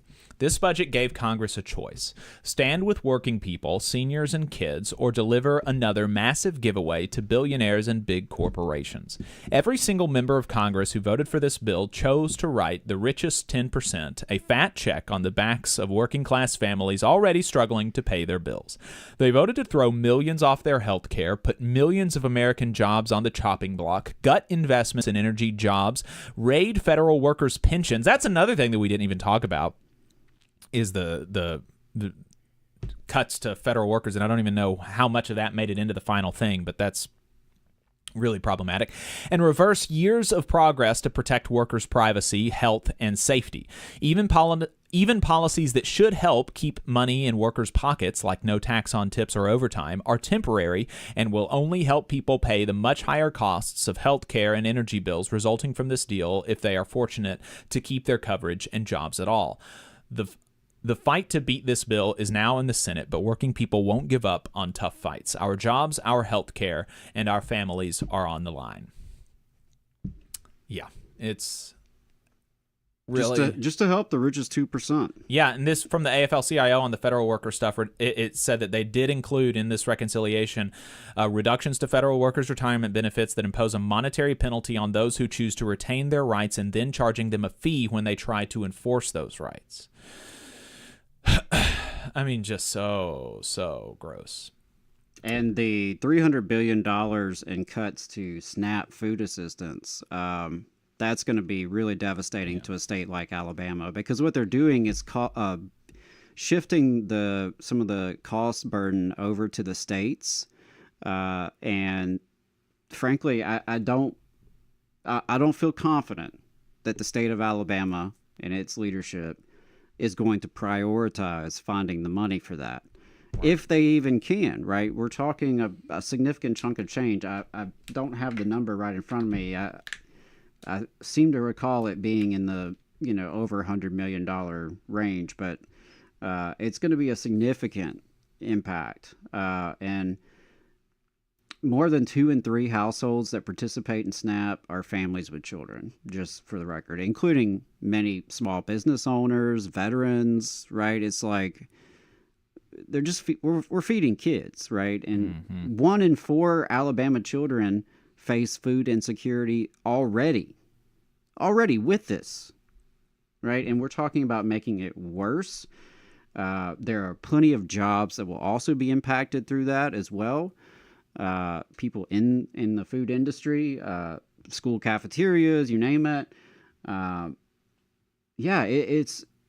It's really, really devastating. And we talked about Medicaid, mentioned the ACA subsidies. I mean, I know a lot of people, that is their only way they have health care. Yep. Right? Because Alabama did not expand Medicaid, which, by the way, is also another piece of this, to take away some of the incentives for states to expand Medicaid. So it is it's already been a tough fight just to try to get Republicans down here to even entertain the idea. Now we've gotten them to the point where many of them seem to think it could be a good idea, but they're worried about the cost, even though it pays for itself, according to pretty much all the research out there on it. But now, not so sure we're going to be able to say that anymore, right? Because they're slashing the federal funds that would go towards this program. I mean, and this is hundreds of thousands of people who could benefit, who could get health care, who could go to the doctor when they're sick, who could get medication that will save their life. It's really, really disturbing. And I just want to, encourage everyone to speak up. You should be calling your congressman. You should be talking to them. More importantly, I think you should be talking to other people, though. Just getting the word out to the community. Talk to the people in your network and let them know what's happening with this, to get them engaged and get them in the fight. I'm not sure If our congressman is still scared of town halls, but many of them are, so it may be hard to run into them in person, but it's going to be really important we got to fight this the best we can. And we're talking about huge, devastating cuts to programs that families rely on. And I mean, it's already not great. The United States safety net is far below many other countries, right? You know, you were talking about this idea of like, oh, some people are kind of living large off that Medicaid. And we've heard that also in Alabama. And, you know, politicians will be like, I don't want to expand Medicaid and help lazy folks. And it's like, first of all, it's people who are working. Second of all, how does just being able to go to the doctor when you are sick or get the medication you need to be healthy or get the surgery you need to survive, like, how is that living large? How is that living in luxury, right? Like, that is a guaranteed right in most industrialized countries, right? I mean, it's baffling because in Canada or the UK or Australia or Western Europe, or right, like in all these other places, healthcare is something you are going to get. Doesn't matter. Yeah. And it's a massive redistribution of wealth. You know, it's going to have a massive impact on state budgets. The state of Alabama, y'all buckle up because 2026 budget is going to be a hell of a fight. Yeah. Because this is going to be really devastating to the state revenues. It will probably, I mean, I think it's going to have a devastating impact on the economy as a whole. When you talk about that many people losing their jobs, that many people, you know, being pushed into precarity and deep poverty, you know, we're looking at some major problems. And, you know, like we said earlier, it's really going to take a broad working class movement to push back against all this. We've got 3 callers on the line. Let's take the calls and then we'll wrap up. First one from an anonymous phone number. Let's bring them on the air. Person calling from an anonymous phone number. What's your name? Where are you calling from? This is Penelope. I'm calling from New Jersey. Penelope from New Jersey. It's good to hear from you. What's on your mind?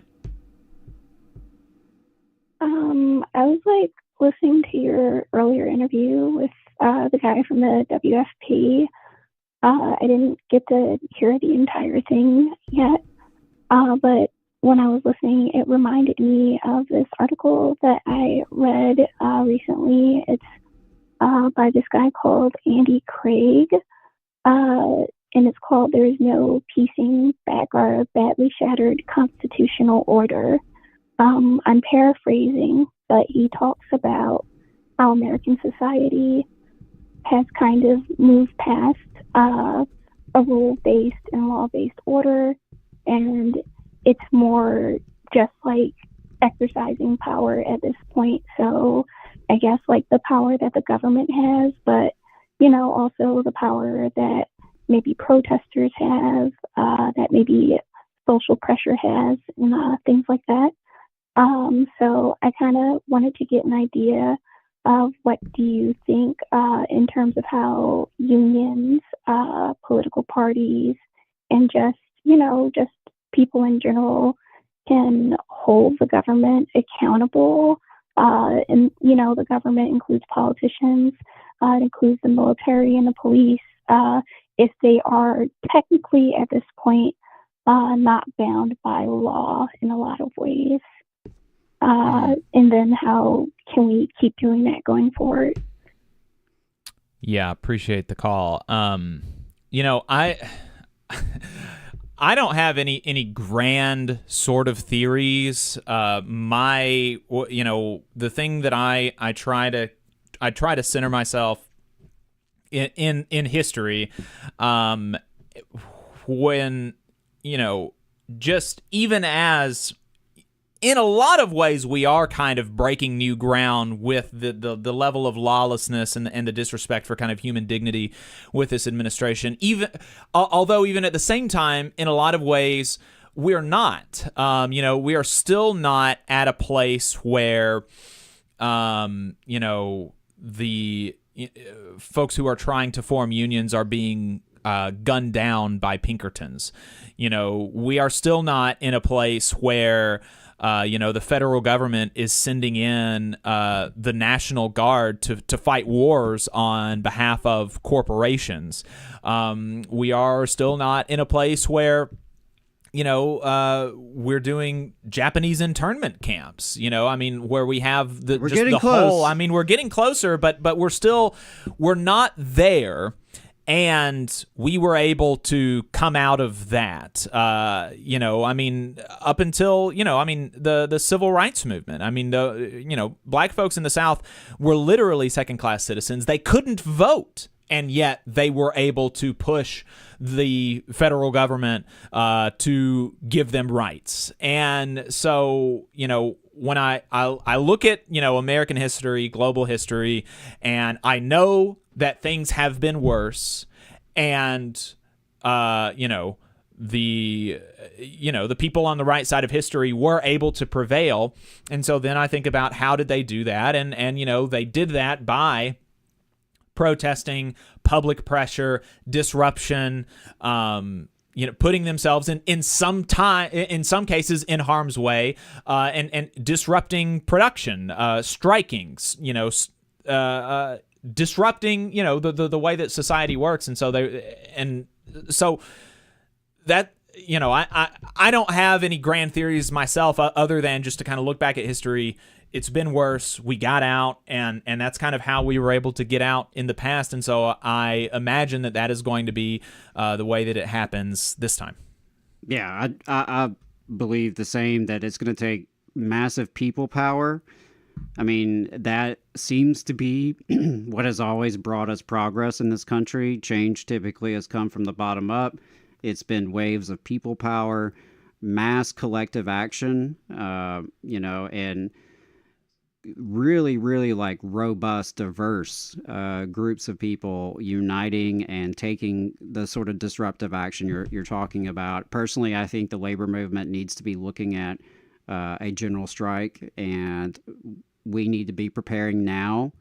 I don't think we have the capacity to pull it off tomorrow, but we need to be working towards it today. We need to be working towards being able to shut down production in this country. I think that is really, really important, because ultimately that is probably our strongest weapon, right? Our strength is in our numbers and in our labor power. So if enough of us shut down the economy, we can get some results. I really do believe that. We have to create a crisis for them. Typically, they're creating crisis for us, but we have to create a crisis for them. And we have to put them in a situation where, to resolve this crisis, they have to concede and give in to some of our demands. I think that's kind of where we're heading and where we're at. And I would just say, on a practical note, building relationships with comrades, with people you can trust, with people who are in this fight with you, is really, really important, and bringing more people into this fight, and particularly leaders. And when I say leaders, I'm not just talking about titles. I'm talking about organic leaders, people who have followers, people who are respected, right? Just like in a union campaign, that's who you want to go for to get early on in the campaign. You want to get the most respected worker in the workplace that people look up to, that they listen to. Not necessarily always the most outspoken advocate, right? Not always necessarily the troublemaker, but someone who has that credibility. And we have to be looking and finding those people in our communities and getting them in this fight, right? So that they can help us bring more into it. But I would just say solidarity is how we can continue to fuel this movement. I really do believe an injury to one is an injury to all. And I think many, many of us out here really do believe that. And we have to take that seriously and have each other's back. But I appreciate the question. It's something we're all wrestling with, I think. Looks like we had a problem with the phones and the session ended. I think we're trying to get it back up if folks want to call back in. Sorry about that. Yeah, but I really appreciate that prompt, because it's something that's on all of our minds, right? We're hearing these devastating cuts to our programs. We're hearing devastating attacks on our rights. We're hearing reports of people being criminalized, people being deported to torture prisons. We've got genocide happening, funded through our tax dollars. The planet is being destroyed. Our very ecosystem is being unraveled by greed, right? These are multiple layers of like existential crisis that we're all facing. And, I think it can be very overwhelming for folks, especially considering we're in an era of widespread alienation and isolation. People do not have the deep communities that we used to have. People aren't, members of things like they used to be. And that, I think, does pose a challenge. So I think you're right, Jacob, that things have certainly been worse. And they could get even more worse, moving forward. They could certainly get worse.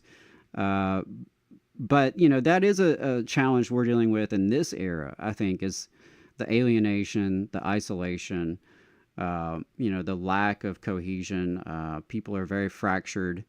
As I said earlier, we are a majority. It's just, you wouldn't know that from the way we act and from our lack of cohesion. So really appreciate that. Yep. If we got the phones back up. Yeah, I've I paid the, should be, okay. Yeah, sorry, we had apparently I forgot to, I let the funds get a little bit low on the account, and so so I went ahead and put in another payment, so.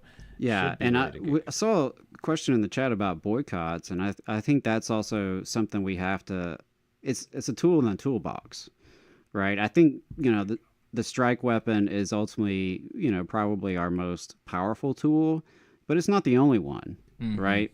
We need protests in the streets. We need boycotts of companies in a strategic way. We need callers from the call-in studio web interface. Labor organizing, like really, really, really massive organizing in a way, in a scale that we haven't seen in a long time.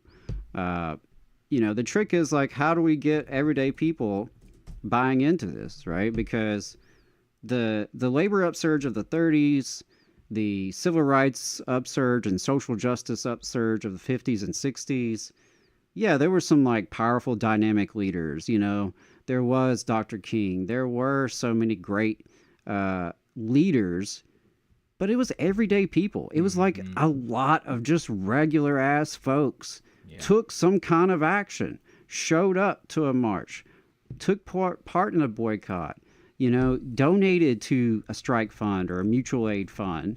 It's going to take every little bit. And I think I would just encourage folks to consider what you can do and who you can do it with. If what you can do is chip in a few bucks to various good causes, show up to something every now and then, but you have people in your network that if you can bring them in, that is really, really important. It is a numbers game. That's where our strength is. So we have to always be growing, adding, and multiplying. That's the name of the game. Phones are back up. Phone number is 844-899-TVLR. That is 844-899-8857. We have another caller on the line. Caller from a 256 area code. 256 area code. What's your name and where are you calling from? Well, this is Dwayne, press secretary. Hey. Hello, Jacob. Hello, Adam. Yeah, Dwayne, good to hear I want to give you a little bit of... Yeah, what's on your mind? Great to hear from you guys. Always fantastic program. I wanted to tell you a few things that were happening as far as the election coming up, okay? Mm-hmm. Will Ainsworth dropped out of the governor's race. Yep, saw that. Tommy Tuberville is supposed to announce on Tuesday.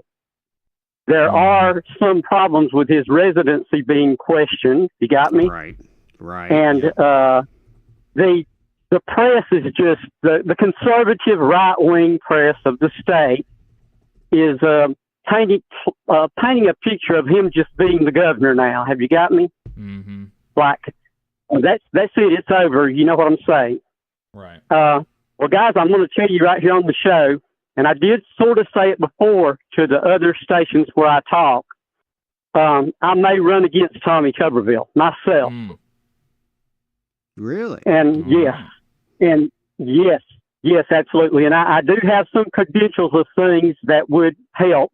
And remember, although I am Republican, there would be a huge difference in the ideology of Tommy Tuberville and myself. Mm-hmm. As you know, I have been pro taking care of the prison situation, the mentally challenged situations, and all those things throughout the years that I've called your show.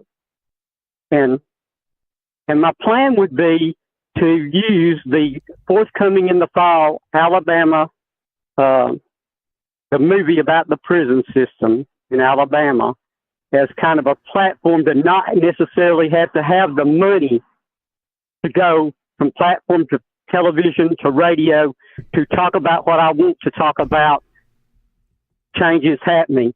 Do you guys realize that throughout the years since 2020, $94 million has been spent just on attorney's fees for what's happened to persons in the prisons and for dealing with the federal lawsuit. I think that took up $52,000, and that's just to one particular law firm that they gave the millions of dollars to, y'all. Just think of how much Medicaid, Medicare, the state could have done on just what it spent on one law firm for the federal lawsuit, where all they had to do was take care of the things that were simple instead of building prisons. And I'd love to come on the show if I do decide to run. And I always appreciate you being attentive in hearing me out. And, any questions about it, any of that from you guys? Well, I just want to, commend you for being willing to consider that. And I think it's important that people, who identify as Republicans are willing to run in the Republican primary and vice versa with other parties and also with independent candidates. We just need working folks, everyday regular people, willing to speak up and willing to put some ideas out there on the table. So, yeah, I really appreciate you, being willing to consider that at least. And yeah, definitely let us know, as you decide. But I think it is absolutely just an injustice that we have spent nearly $100 million defending an unjust system, right? Like you said, I mean, they're spending this money that could be spent to help people, that could actually be spent to fix the very problems they're being sued for. And they would rather spend it on lawyers and legal fees than actually help everyday Alabamians. And I think you're right to expose that. The cost of the two prisons right now is over $2 billion, y'all, and it will not house a single new person. And what you were saying about persons on Medicare, Medicaid, and losing their money, here's a couple of things that people don't realize. The legislature passed where you must show that your home is your home. You may not walk down a state highway. So let's say somebody became homeless, didn't have a car, and it took walking or bicycling on a state road. You can't do that anymore because of that law that's passed. Were you guys aware of that? I was not, no. Wow. Yes, It's there's every lots year of they things try to come up with some new way to arrest people, it seems like. Well, not only that, the law about the police officers, y'all, it's written in such a way that if the officer just didn't know the law, they are protected. So if you are a police chief that's hiring, you are better off for your person not to know the law and do something because they're protected for lack of knowledge. Have you got me? Just think of how corrupt on a terrible level that is. Right. But I won't stay on here any longer than that. Let someone else talk.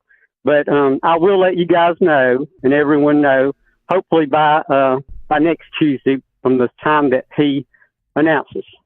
All right. And Good luck. thank you, everyone. Thank you. All right. The third caller didn't call back in. Sorry about that, but we'll try to get you on next week. Appreciate everybody tuning in. We're going to go ahead and wrap up. Adam, do you have any plugs? Just want to remind folks to leave us a voicemail. We didn't have any voicemails this week. Love the voicemails. Keep those coming. Give us updates on what's happening in your neck of the woods. You know, I'm always amazed when we hear from folks outside of the South. You know, we heard from someone from New Jersey this morning, so that was really cool. We just love to get those voicemails and reports from folks. So if there's you know, something happened politically, or you've got a union campaign, you know, you want a cool grievance at your work site, whatever you got, definitely do give us a call, leave those messages. I do know there were a couple labor notes trainings coming up. I did want to plug real quick. May 28th, coming up next week, is the Stewards Workshop, and it is Thinking Like an Organizer. And I think that is a really cool workshop. A lot of times people who serve in steward roles and officer roles get really bogged down in the day-to-day servicing and, you know, just the grind of dealing with the problems that come up and putting out fires all the time. So I think that's a really helpful one. Thinking Like an Organizer, again, that's with Labor Notes on May 28th at 6:30 Central. I did see where the New Orleans Troublemaker School has been canceled. So just want to put that out there in case you had heard that from us. And June 3rd, What to Do When Your Union Breaks Your Heart. You know, they do this one typically every month. It's a really good session because, you know, we sometimes deal with unions that break our heart. It could be leaders. It could be your brothers and sisters in the rank and file membership. It could be, you know, the institution itself, or like the international, whatever you're dealing with. You know, we always say unions are human institutions, and they're as flawed as the humans inside them and leading them. Much like other institutions. But you also can't just write them all off, right? Because you have one bad experience or one bad local president, or, you know, whatever the situation. So, again, that's What to Do When Your Union Breaks Your Heart, June 3rd, 6:30. And they've got some stuff coming up in June, including redoing the Secrets of a Successful Organizer series. June 16th is when that'll pick back up. If you've never gone through the secrets training with Labor Notes, I highly recommend it.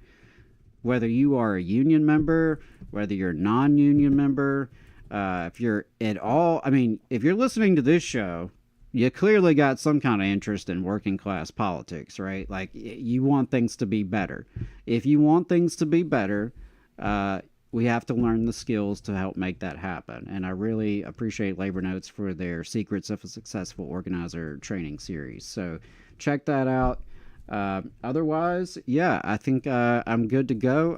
Hope everyone does have a lovely 3-day weekend for most people. Not everyone, of course.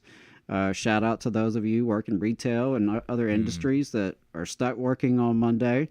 We appreciate you. And yeah, I really enjoyed the conversations with the guests today. We had some great guests, starting with a Teamsters victory in the South, hearing from UE President Carl Rosen, and Working Families Party. So if you missed any of that, just check it out on YouTube in the coming days. Well, the live stream is already up. You can check out the whole episode, but of course we'll have specific clips and segments and interviews, you know, clipped and released this week. So I will end with a final challenge, which is to find at least 1 or 2 people this week that you can share the Valley Labor Report with.